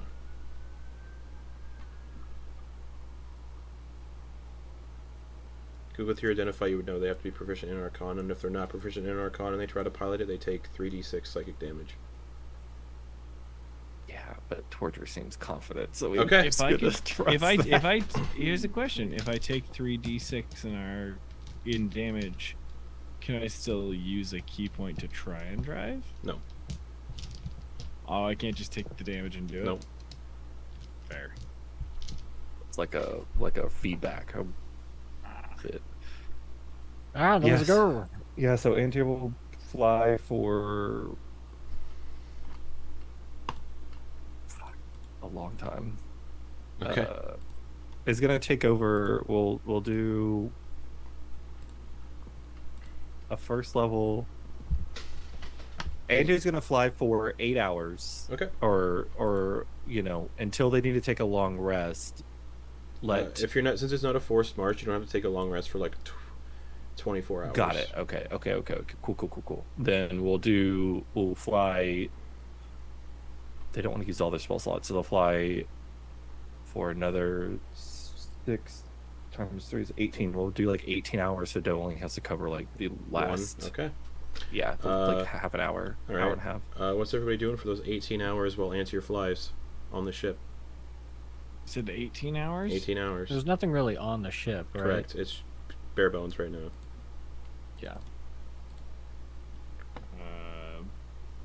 At the first opportunity, Torger would like to take a short rest and a full rest to maybe heal up. Okay. Like, noticing that he has to survive, it is I need to heal this mess up. So, yeah, short rest and long rest. So, like, All right. 9 hours trying to just get back to 0. Sure. Everybody can just mark off a long rest then, and we'll just make it easy. Hey, so, how's everybody feeling about all that shit that just happened? Well, that was a hell of a thing. That was a hell of a thing. Yeah, he was does- definitely speaking my language. So, why did none of us get dummied?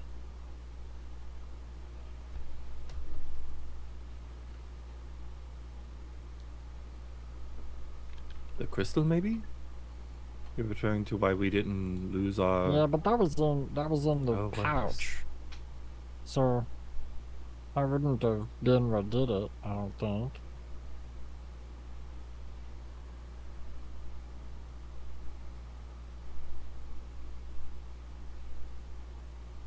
No? I don't know. Nobody have anything they want to reveal? Maybe something. Maybe because we've sort of been in close contact with it? Residual protection.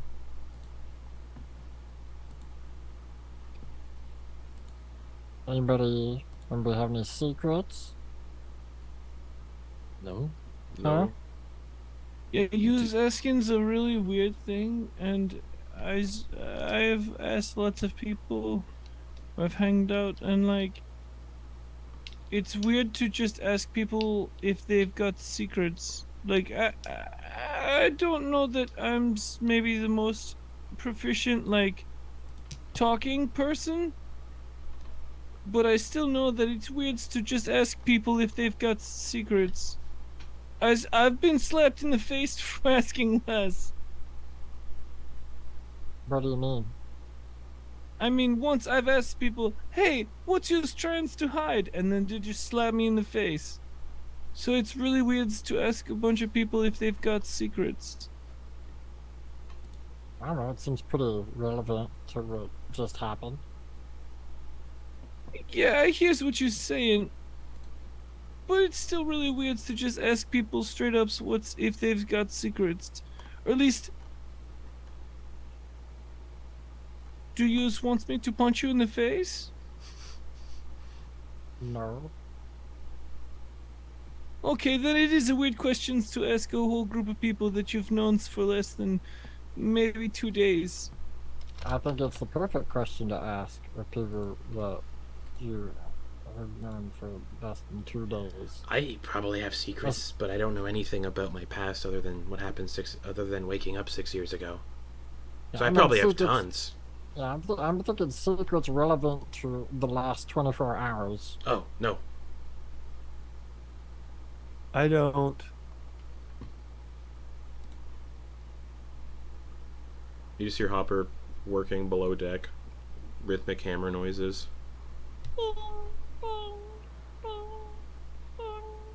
Oh boy, that's gonna be tough to sleep through. Yeah, when it's rhythmic like that, it's so much easier than when it's arrhythmic. Like someone goes bing, bing, bing, bing, bing. I was That's expecting it, and it still is terrible. I got It's- I got a secret, if you want to hear it. Yeah. Cabbage apparently was made from a dead guy in the Feywild, like his soul was put in it. Yeah, Wow. most cabbages comes from dead things. Oh. I thought that would have been a secret, Dan. Wait, so is so if their soul was put in it, Yeah. and they're helping you, Yeah. they're happy that that was done to them. Well, apparently they came seeking Mama, and Mama helped them out. Like, they were dying in the Feywild. They were lost there for a long time, and they were dying, and they're like, oh, I need to see someone, but I can't make it back like this. And she offered to help him out, and he agreed to the terms, laid it bare, no tricks or anything, and put that guy's soul in cabbage here. Laid it bare. That's a funny pun. Hey. Good one. But yeah, you all can mark off a long rest just as part of the travel.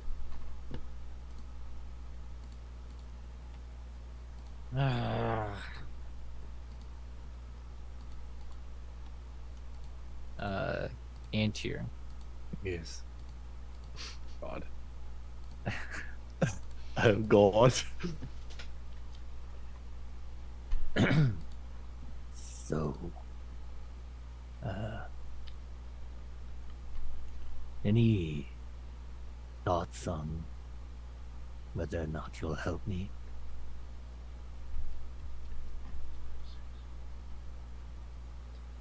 Can you hear me? This is work backwards. You can hear. Yes. There was something associated with it. I was just looking to Justin on it Yeah, you can hear back. because some of that stuff is Yeah, you wonky. can hear back. Okay, all right. I'm viewing this as you giving permission. Okay. I'm. What's your name? Alistair? No. Alabaster? Yeah. Right. Alabaster, I'm going to be frank. Your visual appearance is frightening. The implication that Grin can sense someone's truth by touching them. Trusting a lying sprite. Well, I figured you'd be smarter. you know, I'm pretty smart. I don't know who to trust. Grin seems forthright in an innocent way, almost like a childlike. You, on the other hand, are obviously an adult. You're grown. And something has put you in this fate. I'll leave you with this. Hmm. Ask that lying sprite about his papa. Couldn't I just ask you? Ask the one you think is telling the truths. Damn. I will ask you one more thing before you go. Shut this off or whatever it is. Have you always possessed this ability to communicate like this? Or was it because I initiated this interaction?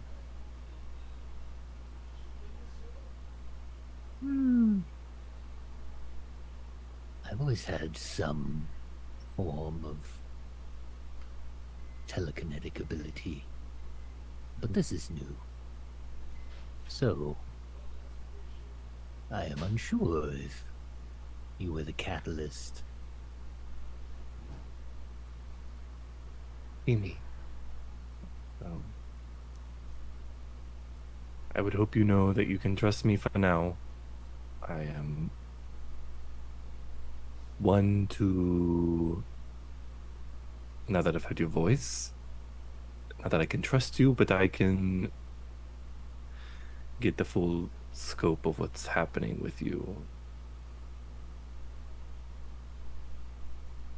Did the Papa do this to you? Last question.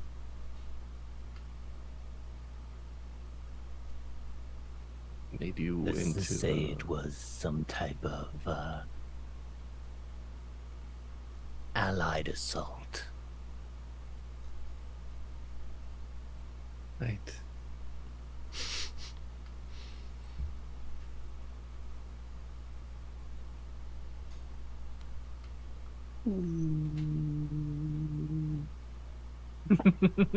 Andrew's gonna do like a You slow. you like sense their this. presence leave your mind. Okay. Andrew's gonna do like a slow list, like a little bit of a rock, so Okay. help people pass out, go to sleep because it's getting late. As dawn begins to break over the top of the jungle tops, Doe will clamber up onto the hatch, like a creepy spider, and start so their face is like looking at you through the viewport, and they're gonna start tapping on the glass. Okay, Antyr, I can take over for the last hour. Lands. No, you don't need to land. You can hover. Oh, the that's right. switch. Hover, the hover. Yeah, I forgot that was a thing. Yeah, hover, and then. Okay. Enter's gonna make their way out, and And then Doe will expend a first level spell slot and start flying the last hour. And yeah, Antyr, you could have had a long rest as well while you were driving, because trancing, you don't really have to be fully like... yeah, technically I'm Yeah. I'm subconscious, right? Yeah. So I'm saying you can still pilot while trancing. Perfect. Okay. We'll just say, like, if you do that in the future, there's like... It's like autopilot. Yeah. And then you're roughly around there now. Alright, so... at about 7 in the morning, you all feel the vehicle land, and you hear Doe through the... I'm gonna say there's an intercom so the pilot can talk to everybody, because the pilot's kind of enclosed. Doe's gonna be like, yes, everyone, we've arrived. I just don't know where to go from here.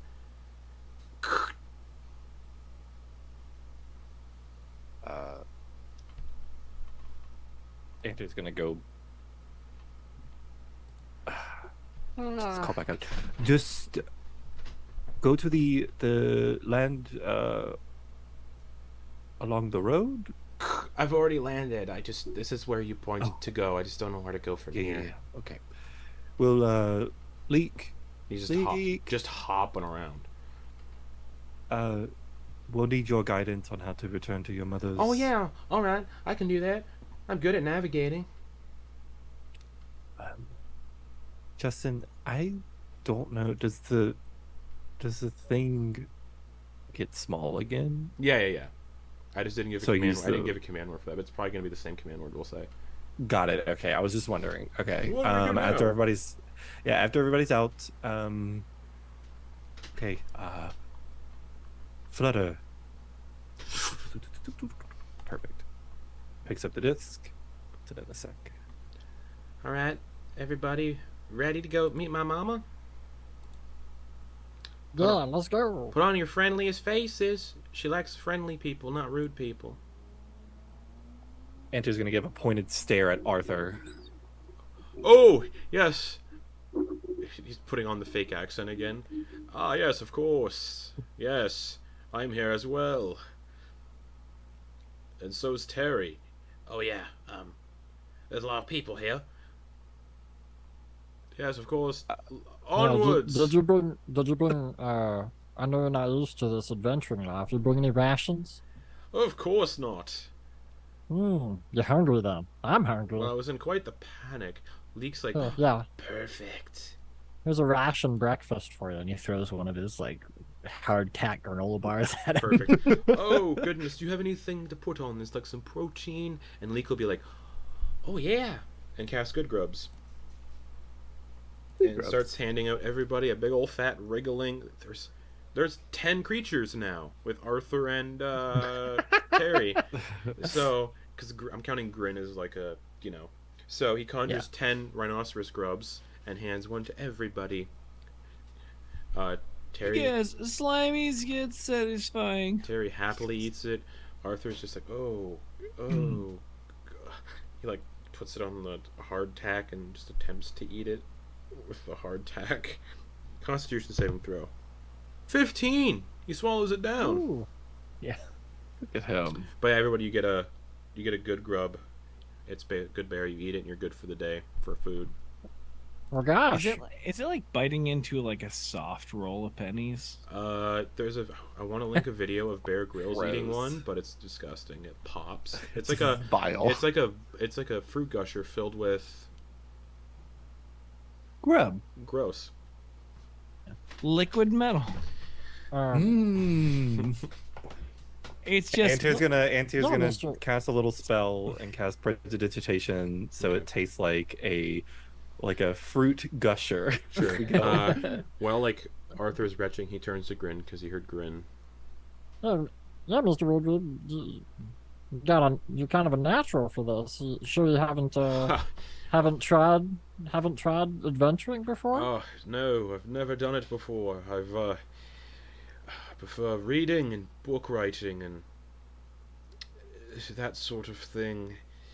Some of my publications that I've released about my adventuring days on this continent may be a bit of a fabrication, but everything else I've promised you, the money, that's all very much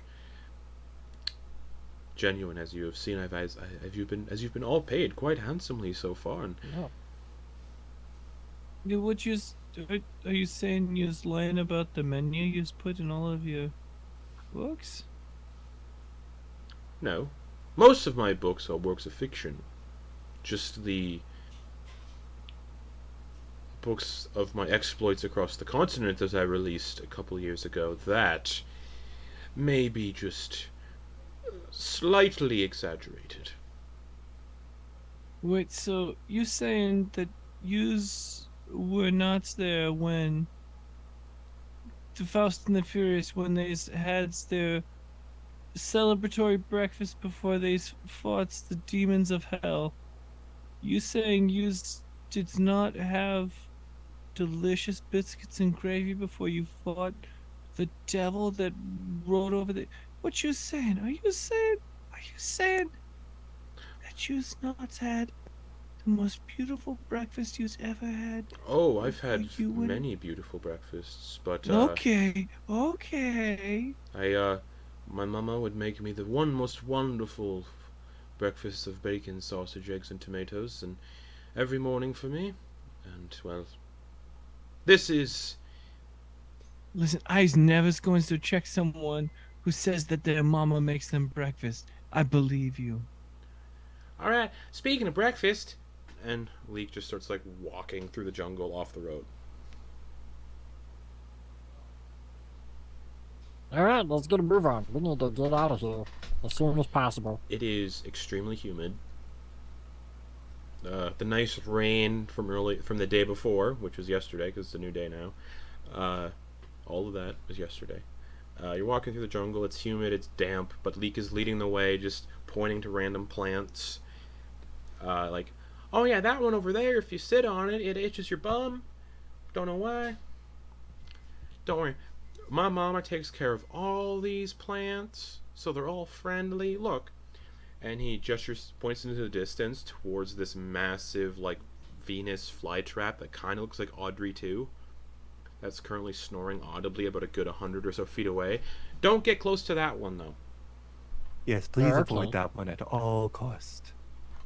Where's that? Why did all the windows just shift around?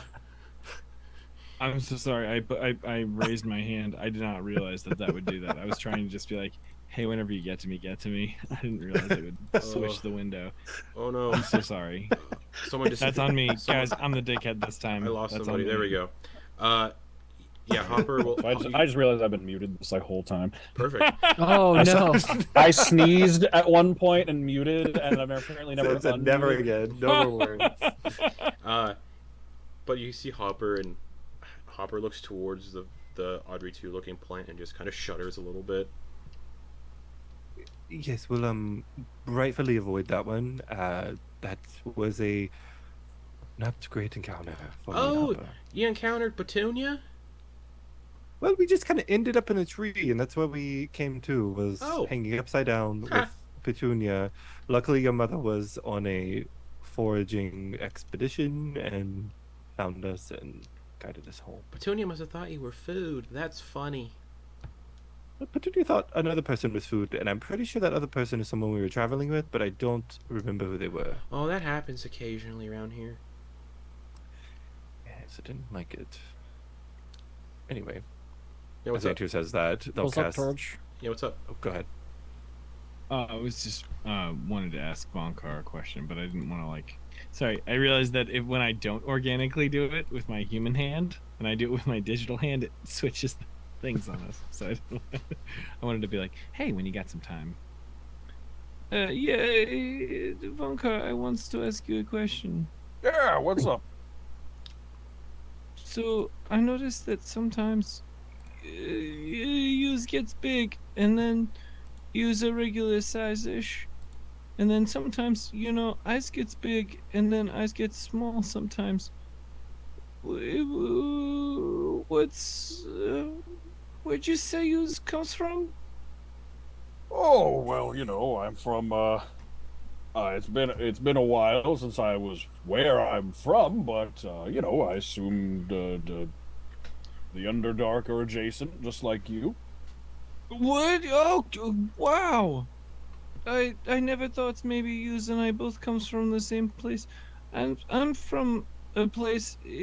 Oof. If I go deep into my mind palace, I remember that I'm from a place called like Delphinzar. Deleflins. You know what? It's not so important where I comes from. What's more important, I also comes from the Underdark, and I also gets big and small. Wow. Yeah. I mean, I think if I understand things right, this is a kind of thing that people like us can just kind of do.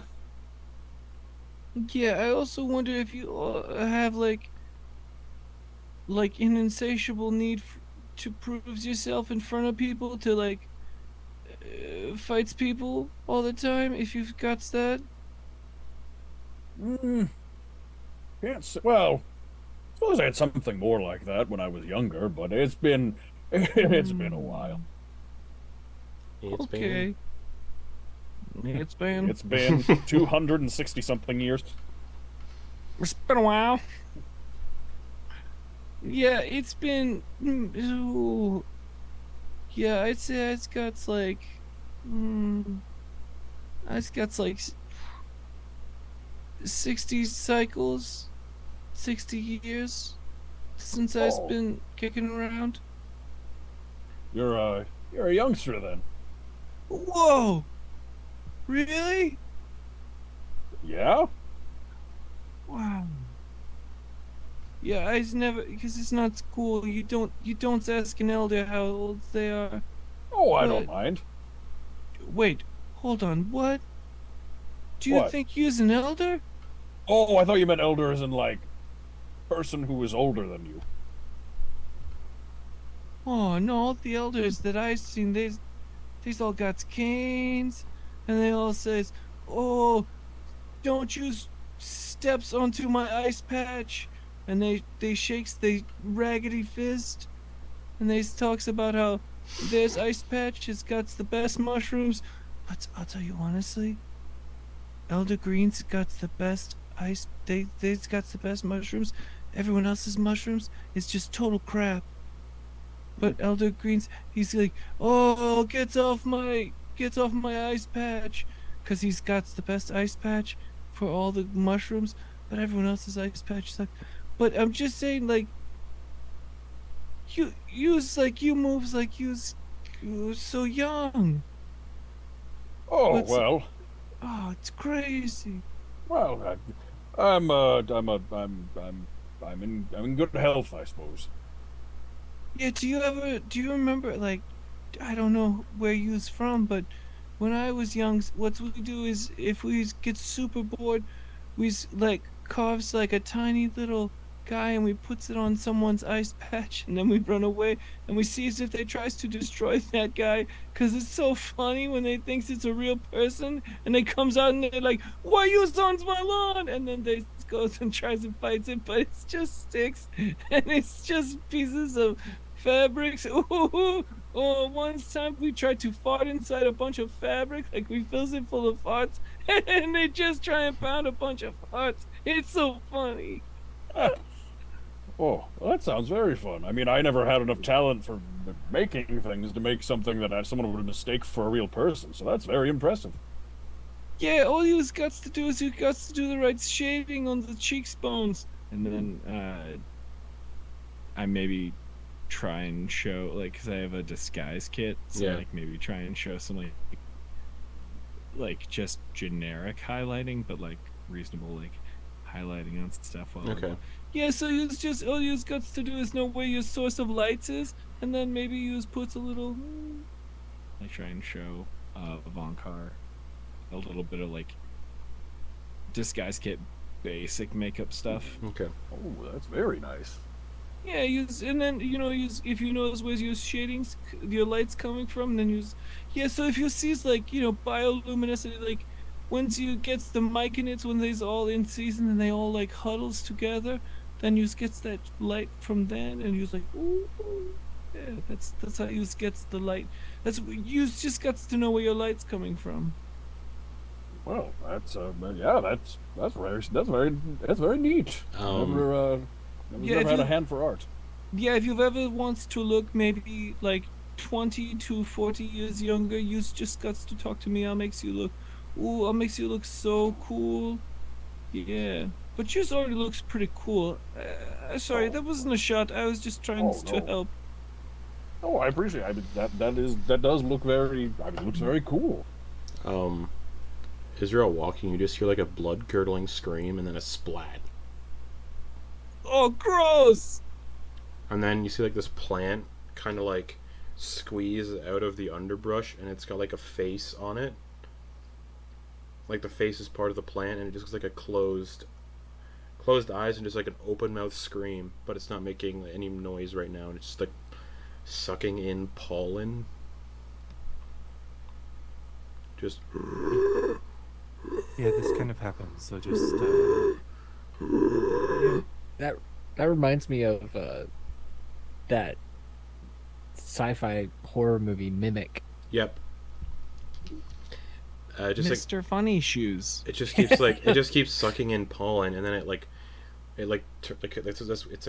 like a sunflower almost but the face where the fucking center of the sunflower should be, but it's just like a face that's sucking in pollen and then it like looks towards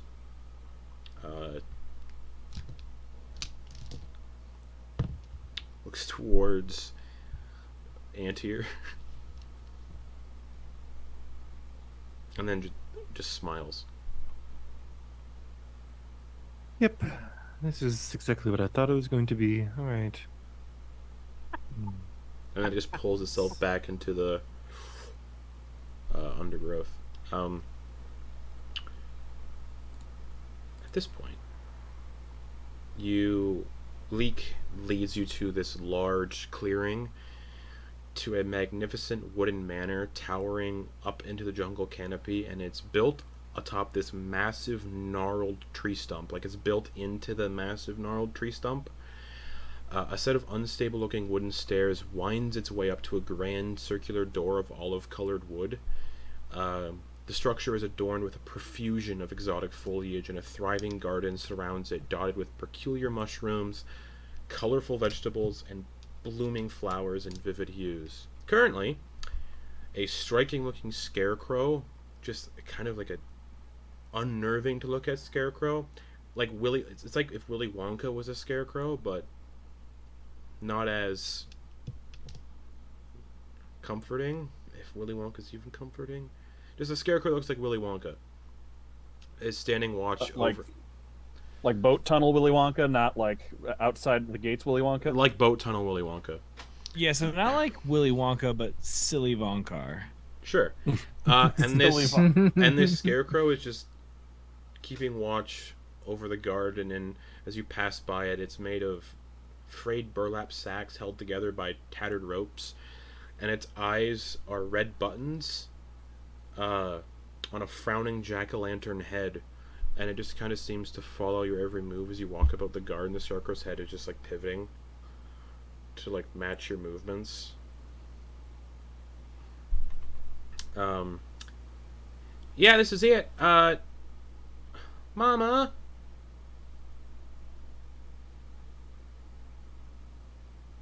Hello? And it looks like part of the vegetable garden shifts as you see a mossy shawl begin to rise up to about a height of 9 feet tall.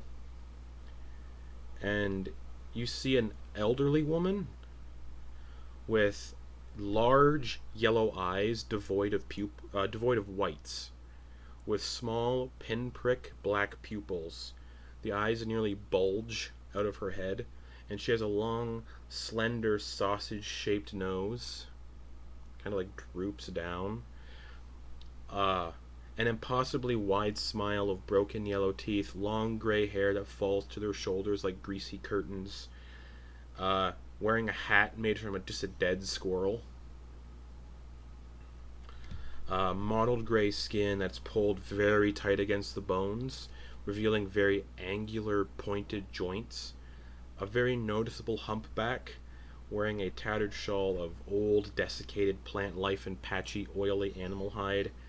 9 feet tall, large hands with long, gnarled fingers. The fingers are maybe like 12 inches long each. That end in just long, curling yellow fingernails. And a stream of spittle streams down her chin. My boy. And then she turns her head to the side, like cocks it to the side, and sees Antyr and Hopper. Familiar faces. Welcome. Welcome. Oh, you must all be Leek's friends. I'm familiar with those two. And she approaches with like a shuffling movement, like a shuffling walk, and just kneels Be down. cool, Red Be cool.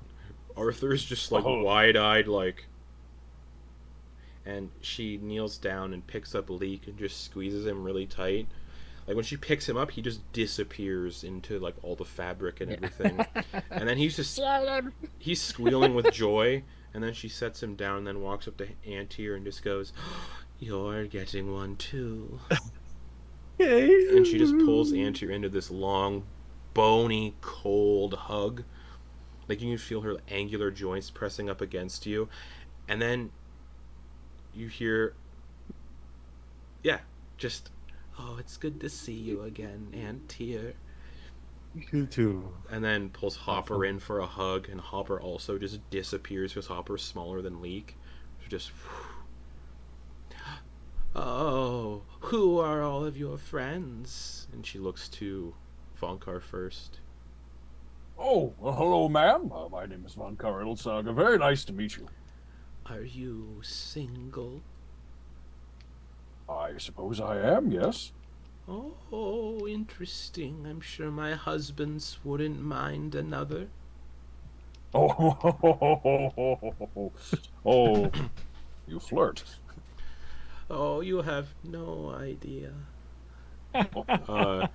Turns to Torger, and her eyes basically are the same kind of like appearance as yours, but hers are massive yellow with the pinprick like little in the center. Oh, I love your eyes. Yeah, I didn't want to bring attention to it, but you's brought it up, so yeah, you's got freaky eyes too. Oh, thank you, dear one. Looks to Doe and Yes. is... Oh, go ahead. No, I was going to say if we got to hug, we should hug quick. She reaches... She, like, her long arms, like, protrude out of the shawl towards you, and she just scoops you up for a hug. Doesn't, like, pick you up off the ground like a child, but she just, like, pulls you in close. And you also It's also kind one of those. It's one of those defensive hugs where like I put one Yeah. arm up. Yeah. I still embrace on the middle, and I don't expose the other rib, but I just expose only one side rib, and I go diamond half. Like I go half. Like She pulls you half. in. It's very cold and very bony. Just... Oh, yes. And then instantly looks... you smells like you's been eating mothballs. she smells but you's bad. nice. She looks towards Doe and is just instantly enamored with Doe just on general appearance. It's like, oh, you are fascinating. Oh, I wish you were mine. Then looks to the creep. Wow. Who made your outfit? I love it. No, that was Papa. See, I'm green, and this is the creep. She just cocks They're, her head to they're look the at you. worst. Not a good guy. Are they? And who? Yeah, they're not. They're not good. She holds They're a bad. she like holds a finger out towards the Grin and just kind of like gently tickles Grin's belly with like a long fingernail. Just Gren will go and like and ineffectually start biting the finger. Mama, where's my dad's? Oh yes, of course. Globosis, would you like to see Leek? And from the humpback, you hear, yes, of course. And she gently kind of moves the shawl off of her back, revealing this hump. And, yeah.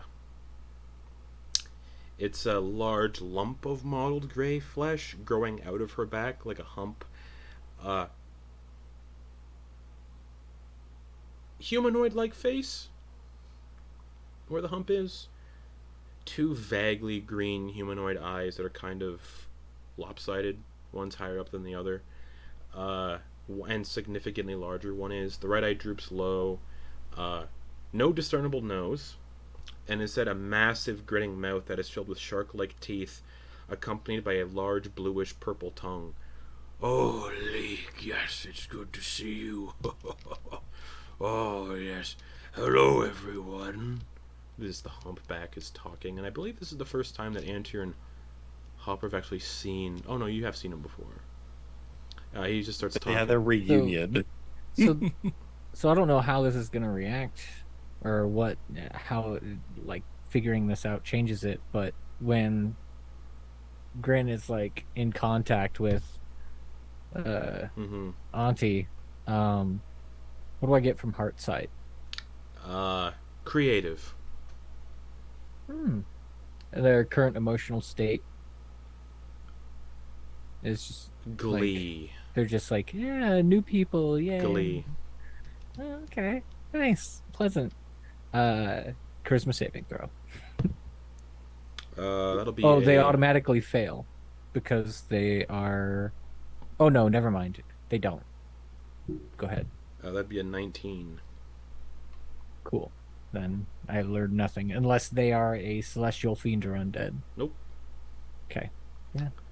Yeah, That's fine. This lump is just like, hello, everyone. It's nice to meet you. I'm one of Leek's fathers. Ratnar? I'm Leek's first father. Nice to meet you. Well, I'm Globosis. Yeah, nice to meet you too. And she puts Oh. the shawl back over him. Yes, I'm quite tired. So what brings you all here? Would you like to come inside for some tea? I'm gonna be frank with you, Antigothel. We are in the midst of, I'm going to call it a war, but it might not be that harsh of a term yet. But we've uncovered a lot of things.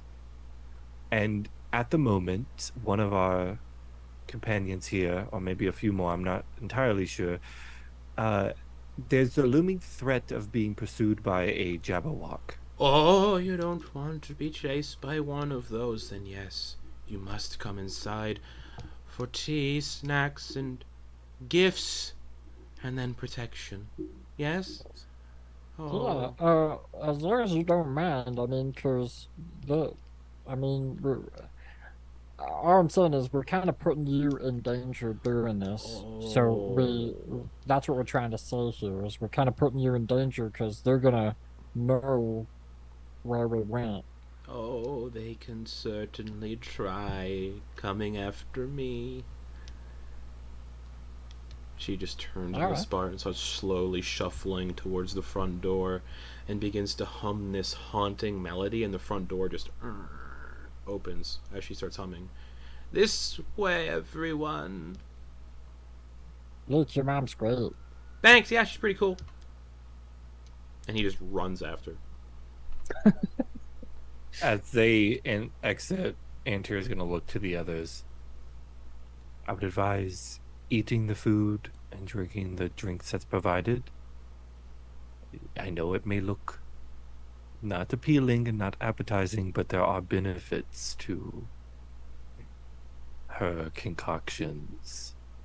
I mean, hey, she seems great. She's pretty great. She's pretty nice. Once you get over the appearance, it's a little harsh. It's a little unusual. Oh, and Leek's I mean, glass stones in a glass house, right? Well, for some of you. Yeah, this is not the weirdest hug I've ever got. I don't know. This will be the first time that I'm actually thankful I don't have the ability to eat or drink. And that's telepathic to... Yes, to Antyr. Okay. There's just a mental thumbs up. I love that stir at the moment. You see Antyr go kind of like, the eyes go shift to her a bit. Anyway, Leek's second father is missing the entire lower half. Big, bulky arms, though. Quite impressive how they move about. Eladrian, I'm fairly certain. It's a Fey, essentially like an elven ancestor, like the original elves. Anyway, long story short, it's an odd place to be. This is only the tip of the iceberg of what you've seen, so just be ready. All right, everything seems kind of safe right now, so that's pretty cool. Especially since she seems real powerful. Makes me feel comfy. I'm all comfy. This is great. We're coming, and she's gonna call as they lead the Okay. group. As you all go into the house, we're gonna go to break, and we'll be back here in 10 minutes for the interior, and for more of this fun little place, Hard Rock Grove. So we'll be back for more of this fun little place. 10 minutes. So we'll see you all back here then.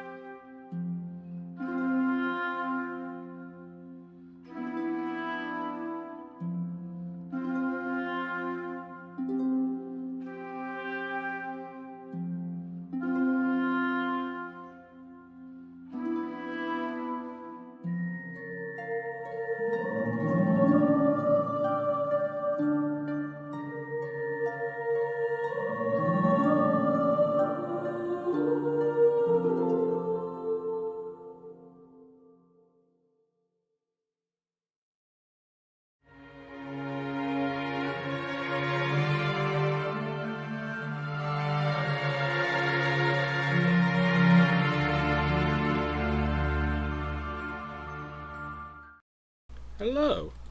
So do you all follow Leek and his mama into the stump house?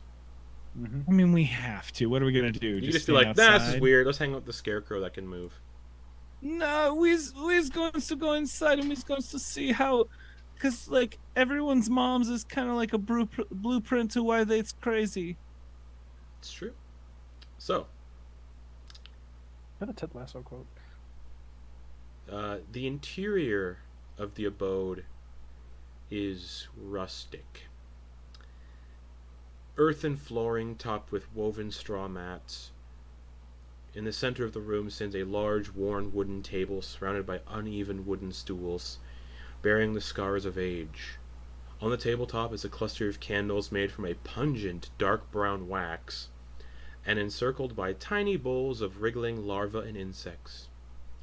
Sat at the table are two figures, a plump satyr, dressed in a jester-like outfit made from dead fish, and a heavily emaciated pale Eladrin whose lower half is missing below the waist, and is wearing a smoking jacket made from burlap sacks, bald, milky blue eyes.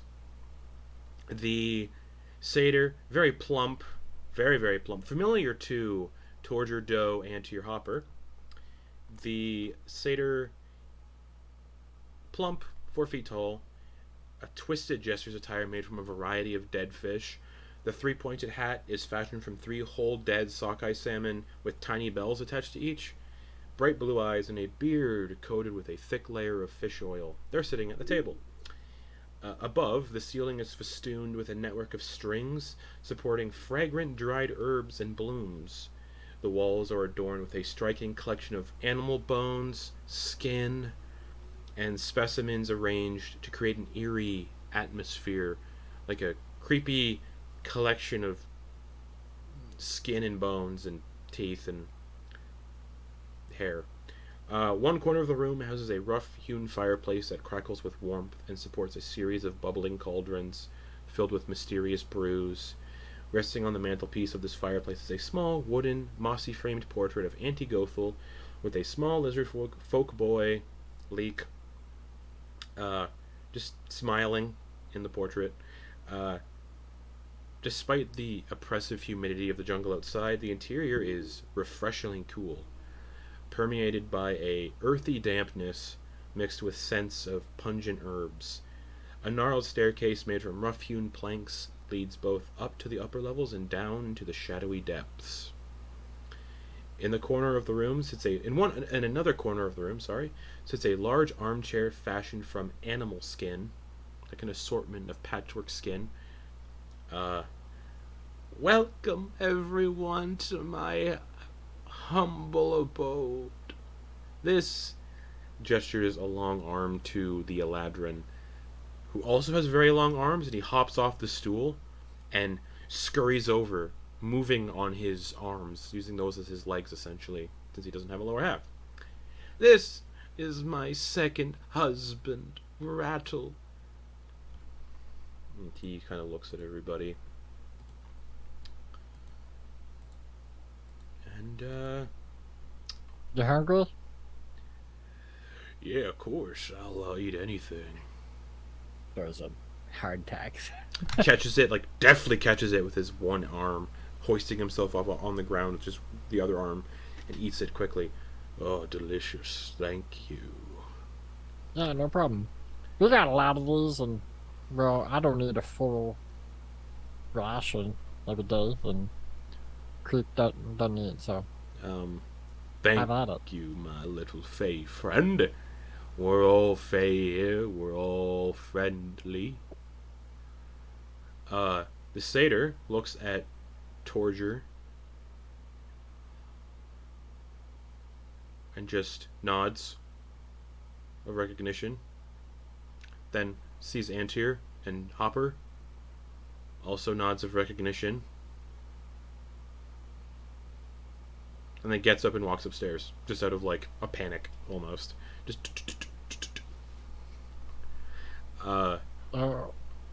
Did you guys meet before? What's up with that guy? This is where I got this He holds up, or they hold up the hideaway sack. Yeah, There's a whole rattle ordeal. the half Eladrin. Well, literally half Eladrin. Oh yeah, the satyr. His name's Grundle. Put me in that sack and kidnapped me, but Andy Gothel forgave him and gave him a job to do, which I believe, as he said, he did that job with your two friends there, and he points towards Torger and Doe. Yes, I think that's where the connections lie. Well, isn't that interesting? We all know one another. And he goes back up onto his stool and just starts, like, eating some of the bugs that are in the bowls. Auntie Gothel moves towards the fireplace and starts pouring everybody a cup of this thick, clumpy, bubbling gray liquid. First batch. Here you are, everyone. It's my famous tuber tea. Tuber tea? Yes, gathered from the roots and tubers outside. You mean like potatoes? Oh, no. You really don't think too much about it. You just kind of enjoy it for what it is. Yeah, I'd like to know. Oh. I wouldn't. Yeah, No. it's good to know. What is it? She gestures for Grin to follow. She pulls the curtains aside on, like, a window in, like, this little kitchen area and just points towards, like, a back section of the garden where you can see a guy who looks like a person, but you can't really tell. They're kind of, like, strung up in a tree by their ankles, and there's tubers growing out of them, and it looks like some of them have been freshly harvested. Tubers. Like,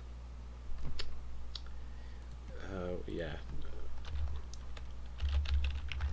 Tubers? Yeah, they are potatoes. Yeah. Jesus.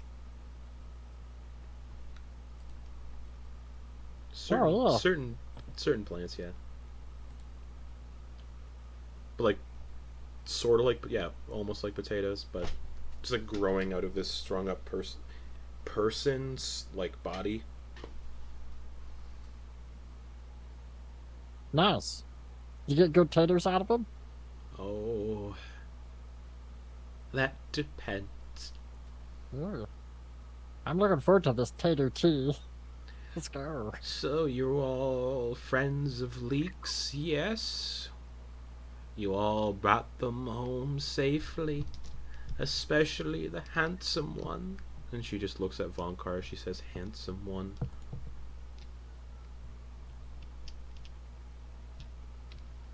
Yes, but not just out of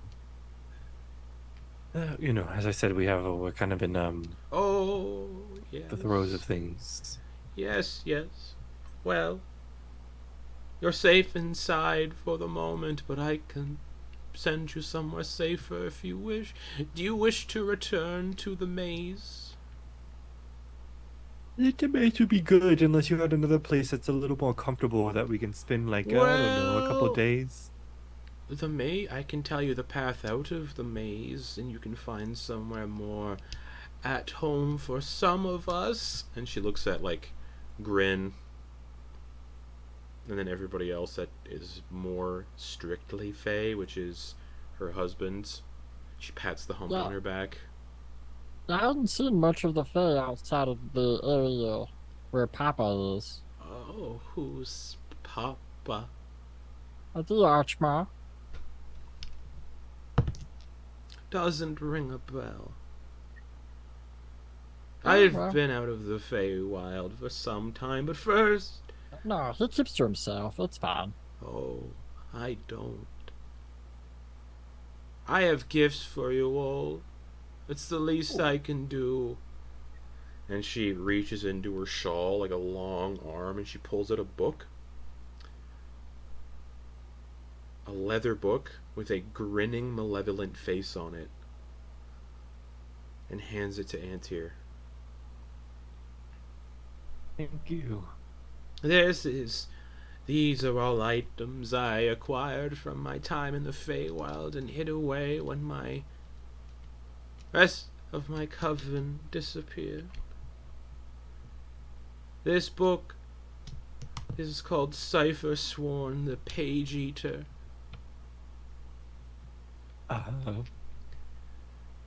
As you hold the book, it is cold to the touch. And the grinning, malevolent face on it, you swear it's watching you and breathing. Mechanically, I haven't made it on D&D Beyond yet, but mechanically, instead of using gold and special inks to transcribe your spells, you can instead spend 1 hour and 1d4 worth of hit points per level of spell you wish to write into the book, and basically write the spell that way. You cannot reduce the damage done by this in any way. Spells cannot be added to the book by the usual methods. So you can't just use like golden inks to do it, you have to do it this way. The book does not require any additional pages aside from the ones it was bound with to be added to the book, as the blood you write with soaks into the book and vanishes. Cannibalize Spellbook. This tome is known for cannibalizing the works of other wizards. If you hold another spellbook or spell scroll up to the mouth of this tome, the mouth opens and consumes the spellbook or scroll, and adds those spells to the book instantaneously without the need for inking the pages with your own blood or spending the time to do so. Every time this occurs, however, there's a 5% chance that the book manifests a twisted ghost of one of the previous owners of the book that is hostile to all creatures. This chance goes up by 5% for every spellbook or spell scroll it consumes per day, with the chance resetting during the following night at midnight. And as you're holding the book, in your head, oh no, it's audibly, hello, are you my new owner? Yes? Yes, I am. Oh, good to know. And then I'll add it to your character sheet after. It does require attunement though, and it looks cool as fuck. Perfect. You'll see it later. Let's see. Let's go with the Creep next. The Creep gets a gift, and I'm very excited about it. Oh, for the bandaged one. Pulls out... What, those guys? Yes, of course. Got to protect that squishy little head of theirs. And she prods it with a finger. No. You don't have to worry about anything. This guy's She just cocks her head and pulls been out... cursed by the gods. Oh, I'm aware. And pulls out a rusted helmet made from infernal iron gathered from the depths of the Nine Hells, and it is covered in spikes, like a spiked full-face cage helmet. This is called the Head Cage of Agony. Mechanically, while your familiar is active and within 30 feet of you, the familiar, as an action, can telekinetically push the spikes of the head cage into your head, dealing 1d8 of piercing damage per each of your hit dice that you choose to expend when using this property. The damage can't be negated or resisted in any way. The next time you cast a damage-dealing spell, you can add the total damage dealt against you by the helmet to the damage of the spell. Again, I'll add all to your character Wait, I'm sheets. sorry. Oh, okay. So like it's a thing where Grin can do damage to the creep. Through the helmet, telekinetically pushing the Yeah, spikes into Yeah, Creep's yeah. head. Yeah. So and that same damage will be added to the next damaging spell. Yeah. Okay. And to do that, you expend hit dice to do it. So it's a d8 per each of your hit dice that you choose to expend when using the property. So in action, pick however many hit dice you want to spend to do it, and then you roll those hit dice, and that's all what's added to the damage of the next spell. And the damage to 1d8 of piercing damage per each of your hit dice that you choose to expend when using this property. yeah. So I mean like so it's not the same d8s No, that you're using for the hit dice. you're using your hit dice though So- to do it. Yeah, the hit dice are d8s. Yeah. Yeah. That's why I'm like, okay. All right. I'll look. Sorry, I don't mean to belabor it. That sounds cool. The other feature, Agony and Death. If you die while wearing and attuned to the head cage, it causes your body to explode in a 30-foot radius of gore and viscera. All creatures in that radius must succeed in a DC 16 Dex save or take 3d6 necrotic damage or have as much on a success. Once this occurs, the head cage brings your soul to the 9 hells. Your soul lingers there for 1d8 hours under the watch of a powerful devil of the DM's choosing, before returning to the material plane where it reforms with your body wherever your familiar may be, and you're brought back via true resurrection. If your familiar is not active when this occurs, you're brought back to wherever the head cage resides. This property can only be used once, and your attunement to the head cage doesn't end when you die. So once that feature is used, it can't be used again. So basically it's a one-time kind of resurrection. Oh. You die, your body explodes, damaging everything within 30 feet, 30-foot radius, and then you go to your soul goes to the 9 hells for 1d8 hours, and then comes back as for true resurrection. Alright, I think I'll hold on to this. Oh, you won't be able to. It only can be held by those it's meant for. Well, I mean, this guy's really bad. I don't think we should be trusting him with all this. Just smiles. Suit yourself. Looks to Torger and pulls out a hooded cloak that looks like it's made of weaving shadows. Like it's a cloak made of shadows. This is the Shadow Mantle. As an action, you can swish the cloak and put out all non-magical sources of light within 30 feet of you. In addition, whenever you start your turn in absolute darkness, you gain temporary hit points equal to your level.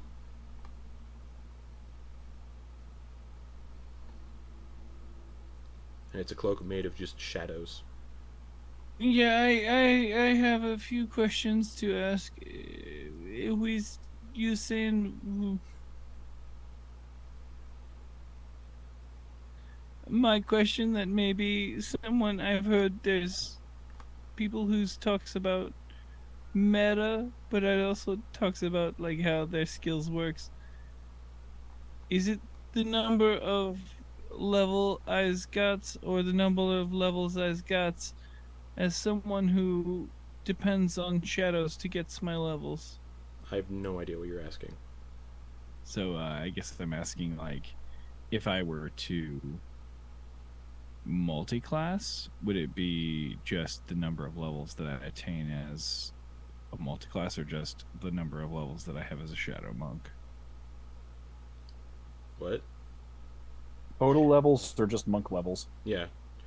There's no levels involved. Oh, sorry. Oh, Equal okay. to, it'd be equal. Sorry, I know what you're tasking. Equal to your total level. So whatever your level is. So Thank you. Yeah. Thank you. No, I appreciate that, because there was a part where I've been debating if I'm going to just go all shadow monk or Okay. if I want to add equal to your whatever your total level would be.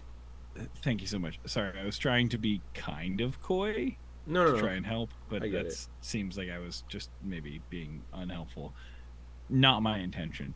It's all good. Oh, beautiful! Thank you so much. Ooh, yes. Ooh, darkness. That's exactly what I'm into. It's very strange how. Perfect. Yeah, you're so kind. She looks to Vonkar for the handsome one. Oh, charmer. She pulls out a pair of gauntlets made of sturdy stone, carved with screaming faces, and covered in brambles and vines. These are the whalestone gauntlets. Unfortunately, they embed themselves into the wearer's hands when you attune to them. Whenever you make unarmed strikes while wearing these gauntlets, they let out a piercing, tormented scream, audible out to 150 feet. And if the attack hits, you deal an additional 1d6 psychic damage to the target. If the attack is a critical hit, a scream of torment is unleashed in a 15-foot radius around you, and every creature in that radius must succeed on a DC 16 Wisdom saving throw, or take 3d6 psychic damage, or have as much on a success. You can choose which creatures in that radius succeed, but they still take half damage. A creature killed by this burst of psychic damage has their head explode. Tormented Retribution. Whenever you take damage while wearing the gauntlets, you can spend a charge and use your reaction and allow the gauntlets to consume some of that damage and cause yourself to take only half the damage. This damage is then stored within the gauntlets for future use.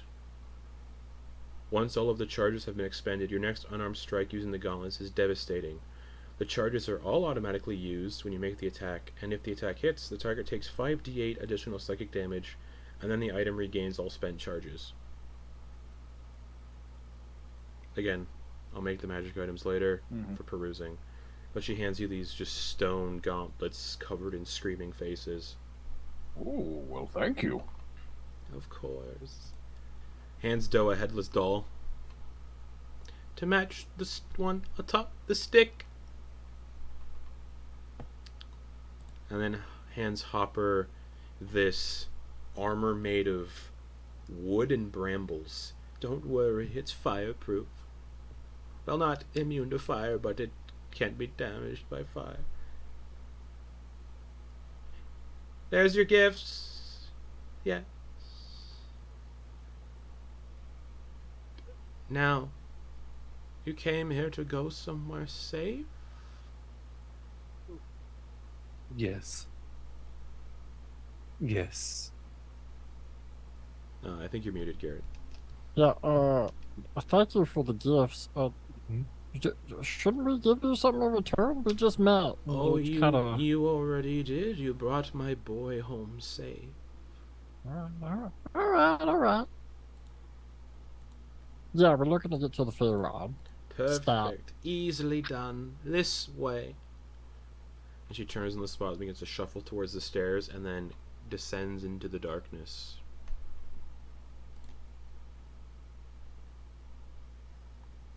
After her, I suppose. Yes, I think so. Vonkar's going to, once she's looking away, politely put the gauntlets in his bag.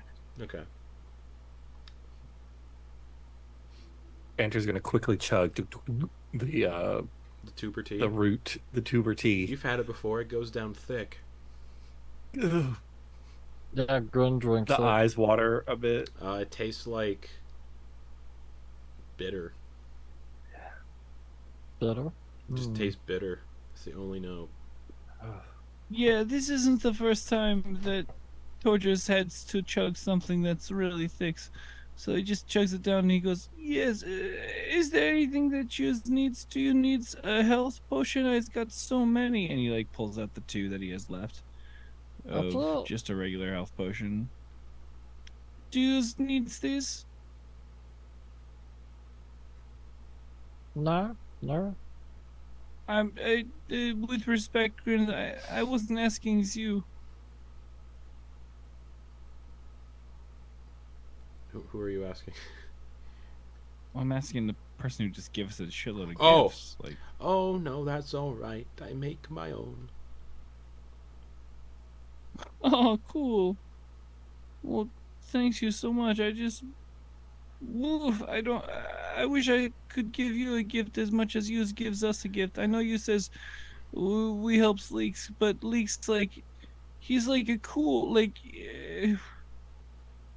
he's like the thumb on a hand when you throws a punch. He's not like an extra finger like a pinky, but he's like a hand who just keeps us together. Just Yeah, don't. honestly, Oh, go ahead. Sorry. I mean, honestly, if we didn't have Leek here, we probably wouldn't. Like, if we didn't have Leek, we probably wouldn't be here. He like helped us kill this like sprout mother. He's I was a little conflicted about it at the time, but he pretty much did it all over. he's Yeah, I just got- fighting and make sure he doesn't get too stressed. Yeah, do you ever needs to climb a mountain? Because I got these dumb things that I could give to you, but I can just fly a mountain. But I got these things in my backpack. I feel so ill-equipped to just Is- helps you back. As she's leading you down these like rickety spiral these like narrow rickety spiral staircases, she barely fits in the staircase. But she's like nimble, like her long joints kind of help her like pull herself along down the staircase. She reaches an arm back and like just says, "Oh, I'm interested," and she wiggles her fingers in front of your face as she like reaches the arm back towards you. Then I'm going to. We're going down a spiral Yeah, staircase. like a really rickety, groaning wooden staircase.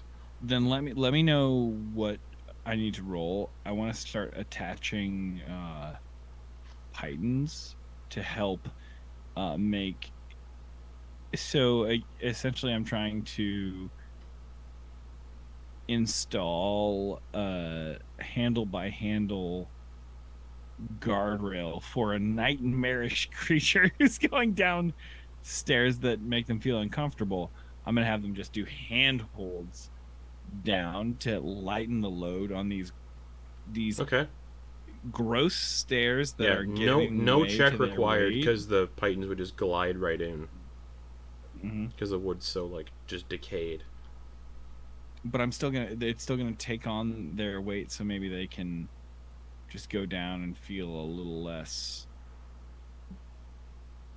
Listen, sometimes all you need is the right pair of pants to make you feel less thick. Plus, And old I'm people gonna and add a stairs, bunch they're of- not the best. They're not the best combo. Yeah, Right now we got to be looking at Vonkar because one slip, if you bust his hip, I mean he's only He got has to like be here. He has to Fun stay fact, with fun Anty 9 fact. months left. After Be you bust a cool. hip. You are guiding towards some ageist comments. Fun fact, You know what? Vonkar's amulet that he's always wearing, it's a life alert.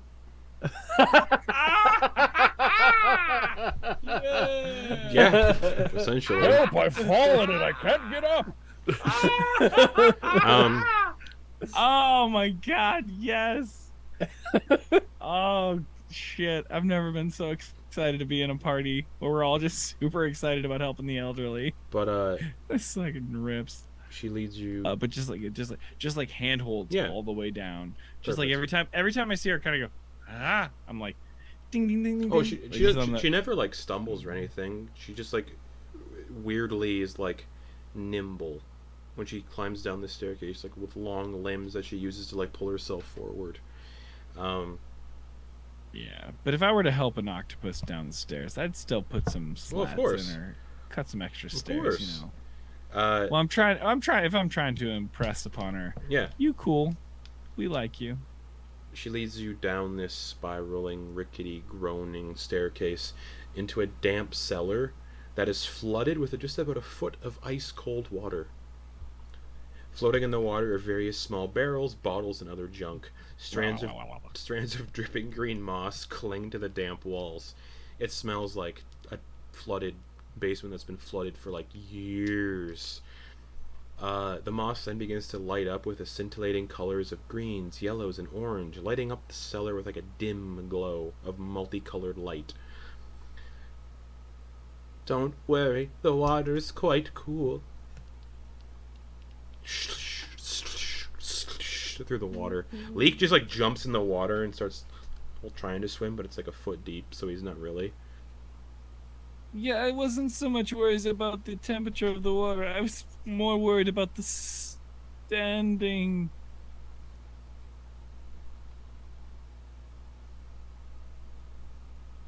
Stagnant. Oh, there's nothing to worry about. Your two friends here, pointing two long fingers towards Hopper and Antyr, are quite safe after being in this water before.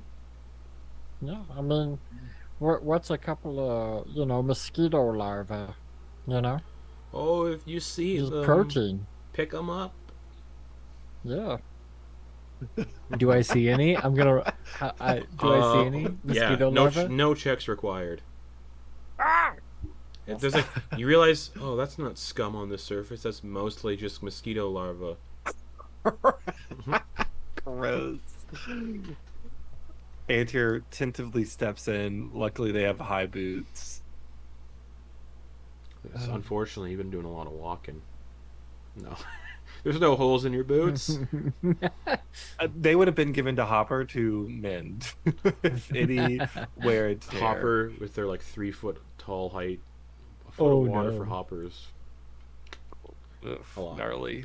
Leek's 4 feet tall. No, Leek's 4. So you're all. Do you follow Anti-Goth through the flooded basement, picking up mosquito larvae along the way, perhaps? Yeah, Gren will be picking it up. All right. Leek is just Quick, come on, Leek is pick like some larvae. yeah, He Creep uses can do it. the creep uses his mage hand, invisible mage hand, to like scoop Leek is just like eating them with his long gecko tongue. Just. What a combo. Oh, handsome one, don't get lost. My best. Huh? Oh, she leads you to an alcove where you see a large stone oven that is in the process of baking some of the best pastries you've ever smelled. Antyr and Hopper, familiar smells, but to everybody else, literally the best pastries you've ever smelled. They smell like a mixture of cooking fruits and roasting meats. She opens the oven, hands you each an apple pie, handheld, little tiny handheld pies, each a handheld apple pie, and each of you a steak and kidney pie. Closes the door of the oven. And as she closes the door, you can hear like she's pushing it on it's like a stone oven. The door of the oven, it's hot. She puts her hand on the door, and you can hear her skin sizzling as she closes it, but doesn't seem to like make any reaction to the pain. Just snacks for the road. This way. And she leads you towards the opposite wall, where there is a rotting door. Ooh, what kind of meat is this from? Steak? The cow? Sure. No, come on, I want to know. La la la la la la la la la la la. Everybody else is just like, Everyone's like, yeah, Well, that's Doe it. ate it, Well, so cows don't roam this jungle, but water buffalo do. Oh, nice. The kidneys, though, that's a secret. Oh, all right. Can't give away all my recipes. You got me. I was Yeah. getting it for Papa. He would love this.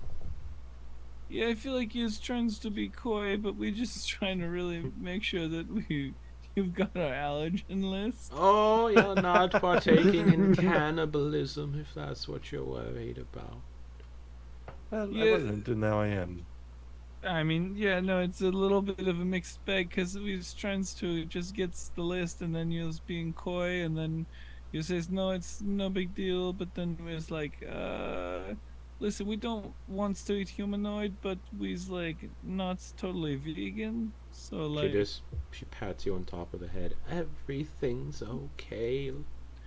Yeah, so you're right. No, I'm the one who's being weird about this. Just slams both eyes into his face. They're great.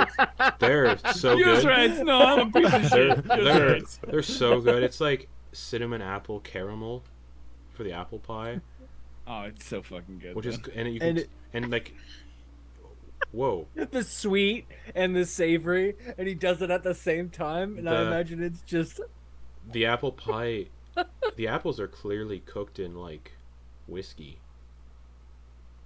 what? and the meat pie is just a savory meat pie. That's also just great. And she gives you all these pies, and then she opens up this rotting wooden door on the opposite wall that kind of falls off the hinges, but she puts it back up, and then just whispers to it silently. It's like, oh, don't stay there. And the door just kind of repairs itself briefly. This way! And she leads you through this dark doorway and just disappears. As we're walking, Vonkar is also going to be eating his pies. He's going to bite off like the corner of the apple pie, Yeah. and then he's going to smell something in that list of ingredients that immediately turns him off from it, and he's going to hand it to Torger.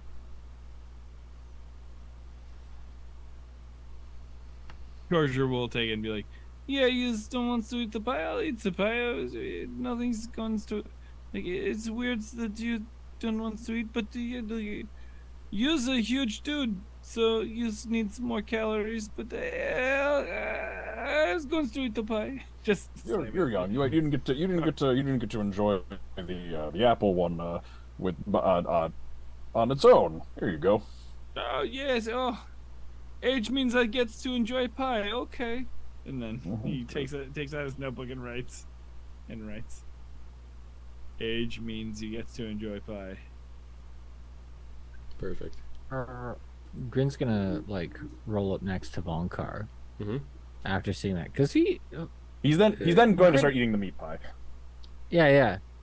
But Grin saw Vonkar like fucking dig in at the buffet, you know. Mm-hmm. So it's like, what's up? What's going on? Was there something up with that apple pie? And he like, you see him like lift the top off of his. It was just like, what we got here?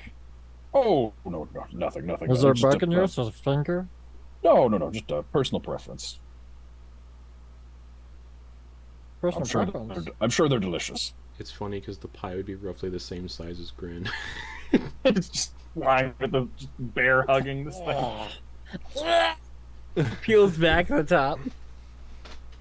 You could swim in there. Oh yeah, that's right. By the way, when Vonkar's eating the meat pie, on the other hand, the way he'd eat it is because it's kind of like calzone shaped, I'm imagining. Right? No, they're like the small circular pies. Like a round like pie? little mini full pies that are just miniature.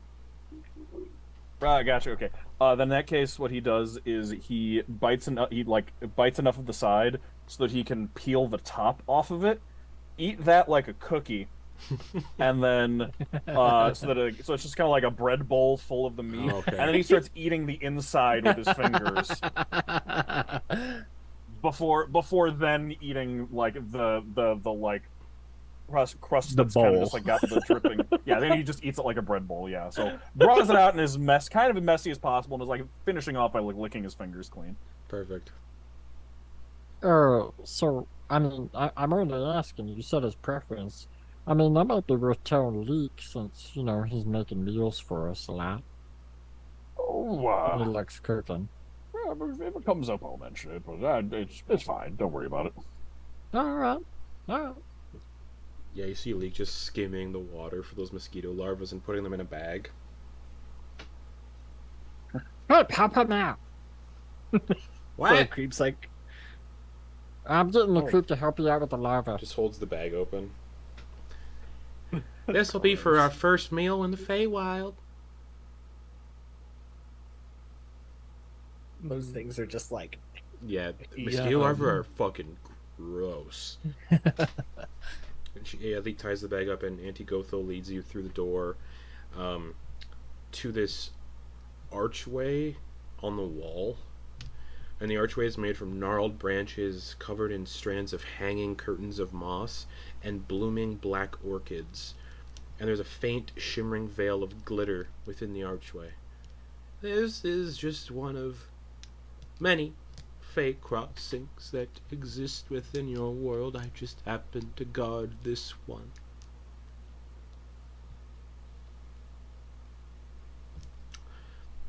But before you pass, she produces this lantern, but it's a green jack-o'-lantern that emits this mint green colored light, and hands it to Leek. This will prevent... Oh, hold on. Let me get the actual mechanics up before I just start, like, stumbling over all my words. Because that might help.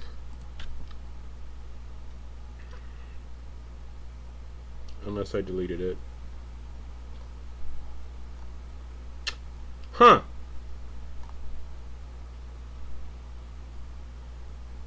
Well, Well, this lantern sort of prevents the time dilation issues of the Feywild, but only when you pass through a Fey crossing. It doesn't prevent the time issues with the plane shift spell. It only works when you step through a crossing, and the crossings can be anywhere. They can be fairy circles, trees.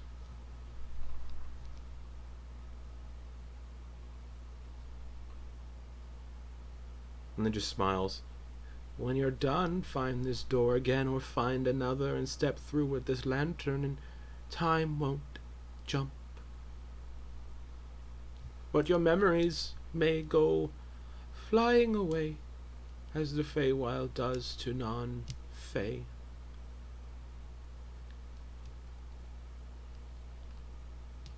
Yeah, that's fine with me. How about you guys? Leek is just, yeah. So, like, I've never been. Ah, you'll be fine. It's great. Just make sure he doesn't get too stressed out or angry. Thank you. Do, sorry, I hope this doesn't tread on into that ground, but does Leek have any? He gets closer to, the Anty. Oh, does Leek have any triggers that we should look out for? Oh, that might be a good warning. And yeah, she's gonna say this quietly to you. Yeah. You get a sense. Doesn't want Leek overhearing. Whenever he becomes angry, just if he gets angry, generally seeing people he cares about get hurt, close to death. If he gets hurt a little too much, just don't let it happen. Okay, so is it like the sight of blood, or is it like just the look of pain on people's faces? Like maybe we could avoid it by, like, putting on a strong face or hiding the blood. If you're being heavily hurt, try to pretend that it doesn't. Okay. All right. She's saying this quietly to grin because she doesn't want Leek to overhear it. Yeah. But if he becomes angry, have you seen anything weird when he's become angry yet? And if you think about it, in the tower, when you were fighting the weird grandmother Stitch, his eyes kind of became burning purple fire, and he became angry for a second, and then it just went away, and he was back to being his happy self. Well, there was purple fire in his eyes at one point, but don't let it proceed. If that happens, calm him down as quickly as possible. How do you do it? I sing a lullaby. Or there's a spell, but I don't like charming my boy. Oh, yeah, that's not good. Alright, yeah. I mean, we're kind of in the middle of it right now, so I mean, I'm not gonna ask. Maybe you can somehow give us, through whatever means you have, give us like a breakdown of that nursery rhyme or something, maybe? Oh, I can't give you the one I sing. It's special to only me and him. You'd have to make up your own. Alright. I'm cool with that. That's my jam. I'm all about that. Oh, I can do that. That's why I was so interested in learning. I likes me some nursery rhymes. Some of them are really cool. Perfect.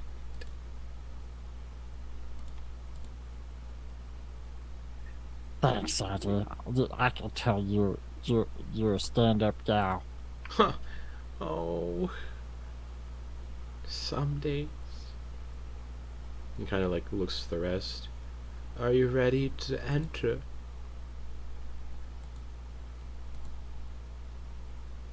Oh, I think so.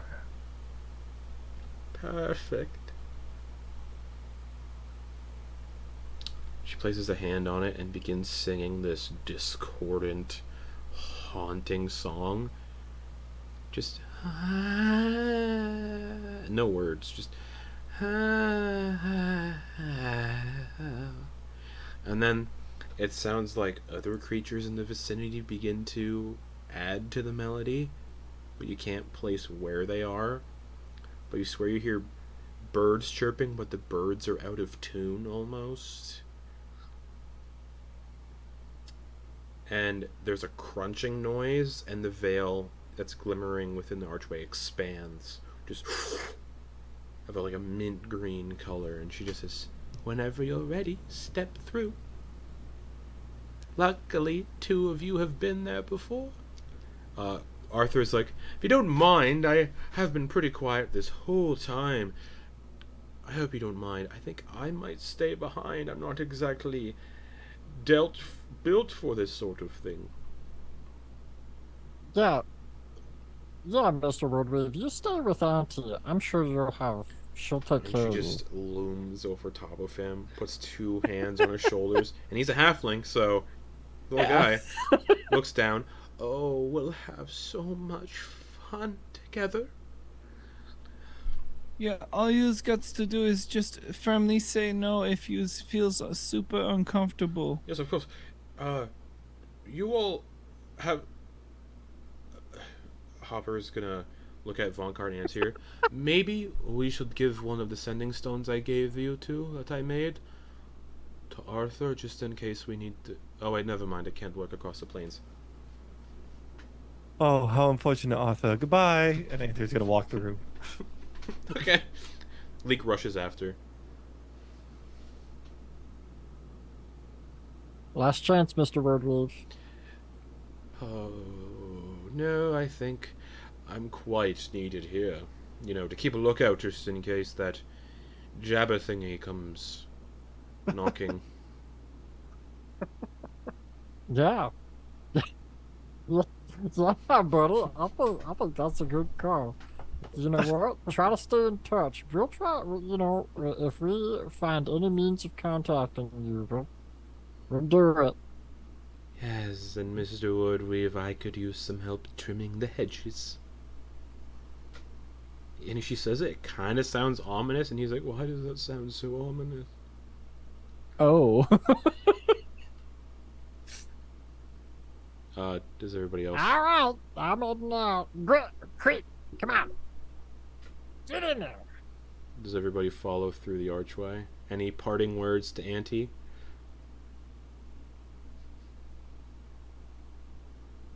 Perfect. Grin will go over to Auntie and say, Thanks for the heads up on all that stuff. I'll try to take good care of him. Yes, of course. It's not good what happens if he succumbs to the anger. Yeah, well, I mean, no, we'll deal with it as it comes. So thanks. As you all begin moving towards the archway, she, handsome one. Oh, handsome one. Yes. Don't go dying on me now. Well, I'll certainly do my best. I need a third husband. I'm quite lonely some nights. Oh, I'm sure those other two gentlemen of yours are quite capable. They've been asking for a third for some time now. Oh, have they? Yeah. Well, I'll take it into consideration. Perfect. Also, if you feel super strong about it, we's not going to try and deny you of a husband. She just nods. Still, the entire time she's still been drooling, just this constant stream of spittle down her chin. And the hump on her back globoses, yes, good luck everyone. Be safe.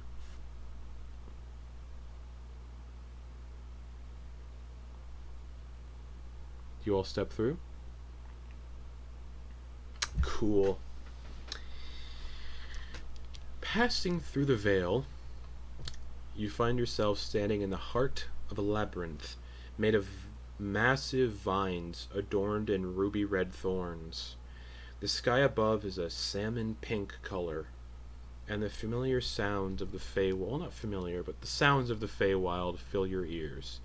Weird chirping in the distance, animals that don't make sense. Just and then just weirdly twinkling noises on the wind, like wind chimes and all of these other weird noises. The veil is still present behind you, but now just the size of a pinprick. You can hear Auntie Gothel on the other side. just in case something comes through while you're there. Just call for me when you come back to this doorway. If you come back to this one, and I'll let you through. The ground of the maze is a teal-colored grass that is about 2 feet high and filled with colorful blooming flowers, and the air is heavy with pollen. The heart of this area also contains a small gazebo of vine-ensnared stone, and you're currently standing, like, in the gazebo. As you take in your surroundings, well, I'll be fucking damned. Oh, they're back. They're back. And you see, like, flying out and perching on, like, one of the railings of the gazebo is an eagle-sized sparrow, but with 2 large, bulging ruby red eyes and a completely featherless head. And the plumage is adorned in small quills, similar to a porcupine. What? Antyr, Hopper, Leek. What? Welcome. I won't pluck your eyes out then. You're friends. Oh, welcome. And then just flies off. Alright, I suppose that's good that you guys are with us then. Oh, it's just it's gonna be a journey, I feel like. So, just so you guys know, if I die here, I'm pretty dead. Like, normally as fake creatures, or especially me, in my predicament, when we're on the material plane, if I die, it's like I'm just gone momentarily. I like return to the Feywild, but if I'm already in the Feywild, I'm not dead. So you know, I'll be around, but I'm gonna be. And he goes invisible. Okay. Oh, that's a good idea. We should keep you Yeah. safe. So if you thinks that the creep is the worst and you wants to get behind me, you can just puts me in front of yourself every time. It's cool with me. As you're standing here, another voice Andy Gothel's voice also comes through the rift again, or the crossing again. Oh, handsome one.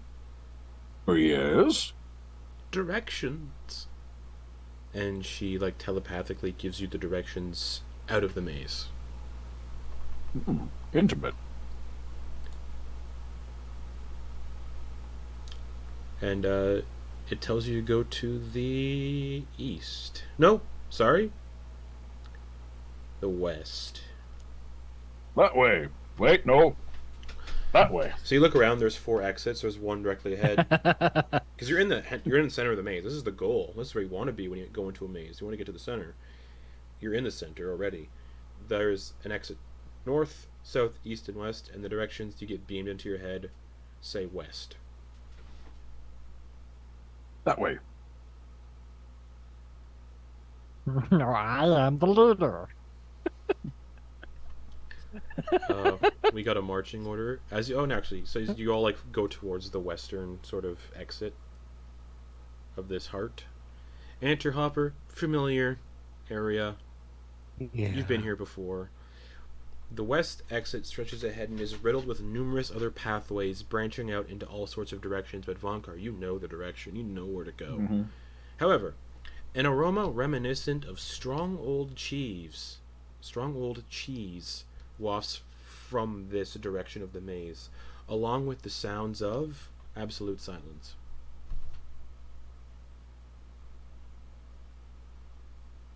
Antyr, did you remember this? Do you remember which way we went? Because I don't. Cheese smell. Honestly, I think we went to the east. oh yes, there were a number of things. 1 second, I actually did write it. Old cheese. Was that the way to the? That was the Topiary Garden, I think. Wait, that's the way we were supposed to go. right? This is for when me and Antyr were here. This is totally Yes, this is different. all. This is as you would think it would be. No, I mean, this maze. Is there a canopy to this maze? Nope. Or can you just? I mean, I could just fly up and have a look, unless you guys tried that before and. Don't remember. We never had wings back then, so. Yeah, we can just have a look. We can just fly up and see what direction you guys need to go. Vonkar, you have the exact directions that were being. Yeah, I know indicated where by- we're going. I can just tell you where to go. Oh, okay. Well, then Yeah. let's just follow Vonkar. Oh yeah, did you not hear? Yeah, she gave me the she mind sent me the directions. Oh well. I was just reminiscing about being here before. Yeah, I was trying to remember if there was anything hostile down this way, but I can't remember. We did fight topiary animals, Yes. but not this way. We didn't go this way, Okay. Well, but I do. Vonkar, I think you have the clear here. This way. Just so you guys know, I'm gonna be about 40 feet behind you guys, pretty much at all times, because you're kind of, you stand out. No offense. No taken. Taken. Alright. So Grin invisibly falls backwards out Alright. of range. The maze is narrow and requires single file. Mm-hmm. Marching order. Grin is in the back, from what it sounds like. So Cars up front. leading the way. Invisibly. Leek will be right behind Vonkar. The creep will be pretty close to the front as well. Okay. Yeah, Torger would be shoulder to shoulder with the creep at least. Like You won't be able to do front you won't be or able to do shoulder to shoulder. It's a single file pathway. then out of just sheer ego, Torger's gonna step at least a step or two in front of the creep. Okay. Just out of ego. So Vonkar, Leek, Torger, Creep. Wait, behind Leek and Vonkar? Yeah, Vonkar's leading the way Behind a because child? Vonkar has the directions and Leek is just super excited. Then just as close, like kind of breathing down Leek's neck because like, someone yeah. else has that good shit. No, You and Leek are like right on you're a top. little bit taller than Leek, yeah. Yeah, but, Well- but no, without being like not trying to be disrespectful to Leek, but still like, no, I'm here to fuck shit up. Like that's just my job. That's just my job. I'm here to fuck shit up, like right on top. Like in it, like Leek should feel uncomfortable by how close Torger is. Like just kind of on a, yeah, hey, I'm ready to fight. Like chill, man. Like we're good, but no, I'm ready. Like that's kind of how. All right. Who's That's the energy. That's the weird energy. who's behind the creep? Antyr will be. All right, and then Hopper and Doe in the back because Doe's tall, so Doe can see everybody basically. While staying back, Grin will also like pop in and try to update everyone about what Auntie told him about Leek. Okay. Just so that we don't have to play coy. Like everybody essentially Grin's trying to tell everybody what Auntie Yep. told him. If Leek Just get- so everybody else is like filled in on that. Yeah, if Leek those gets- details. if Leek gets stressed out, bad things happen. Basically, that's the gist of it. Don't get hurt. If you're hurt, try to play it off. And if Yeah. Leek gets angry, try to sing a calming lullaby. Because she said if Leek gets mad, bad things happen. All right. Guess what, guys? Nobody. If you ever ask any of us, how are you looking? I look great. I look great. Fabulous. I look great. I lost an arm, but I'm Fabulous. fine. I'm fine. It'll I be, didn't like that arm anyway. It'll be fun. It'll be So fun. much It'll confident. It'll be fun. It'll be fun. So you all start following Vonkar through this old cheese smelling section of the maze with the directions. However, you don't get lost. You don't have to stumble your way around. After about an hour, so we're going to be, and since time isn't being funky, I can track time normally, which is great. Well, if you leave through a fake crossing, I don't have to track time. Weirdly. You're led to a opening in the maze, and beyond that is a weird kind of exit, like a door. There's like a door painted on the side of the maze. But in this area, you see a large creaking, groaning windmill that is no longer working and in disrepair. Scattered around the windmill are various scarecrows posed in nightmarish poses. Like they're recreating just like creepy imagery. The interior of the windmill has completely collapsed. And then beyond the windmill, just behind the windmill, is a door painted on the side of like the hedges, essentially. It's a big old red door painted just onto the hedge. And for all of you, this maze, the sky, and the environment is kind of familiar to the one painting you saw in the tower in that chunk of the Feywild you were all in, of like the expansive labyrinth of thorns and then the mountain in the distance with the castle on top.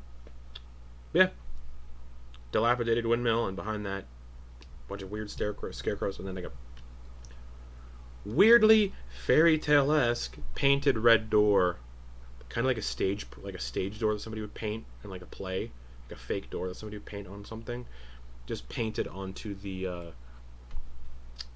hedge. And Vonkar, your directions lead you to that door. Well, I know it doesn't look like it, but it looks like we gotta go through this Acme door here.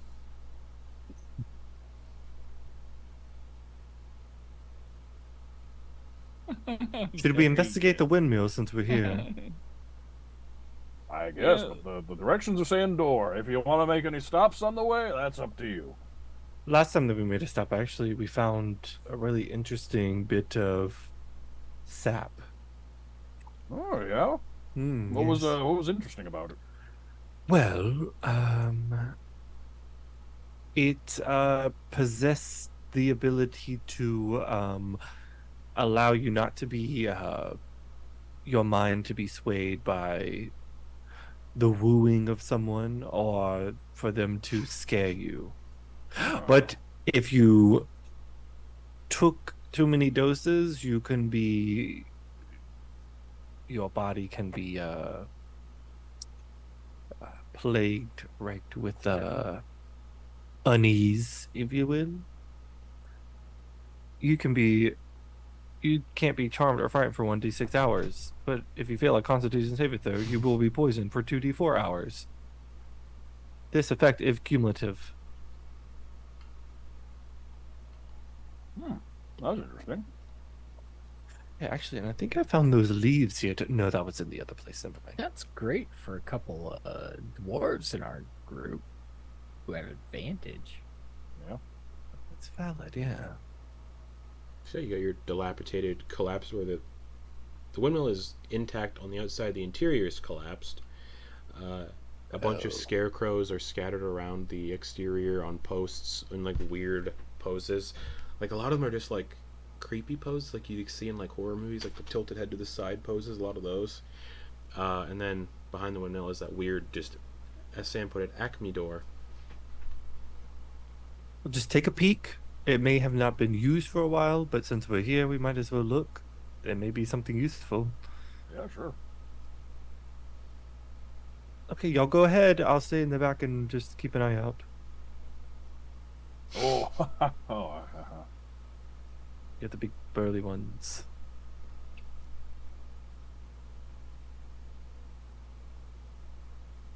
So is anybody looking at the windmill? Or? Yeah, okay, I mean, get it. You all want to tell me how big my muscles are, so I'll try it. Okay. As you approach the windmill, you look inside. It's completely just collapsed inward. And as you approach, you hear like a shifting noise. And you look, and it sounds like a twig snapping. And the largest, most imposing scarecrow pulls itself off of the or it doesn't pull itself off, it comes up out of the interior of the windmill, like pushing up the debris and stepping out of the windmill is this 15-foot tall scarecrow, and just begins doing like a little dance. Just like a little jig. Oh wow. Wow. And then beautiful. it stops as soon as you start clapping. And then looks towards Antyr, who... Are you embarrassed? And then just lets out this blood-curdling scream. Collapses into nothingness.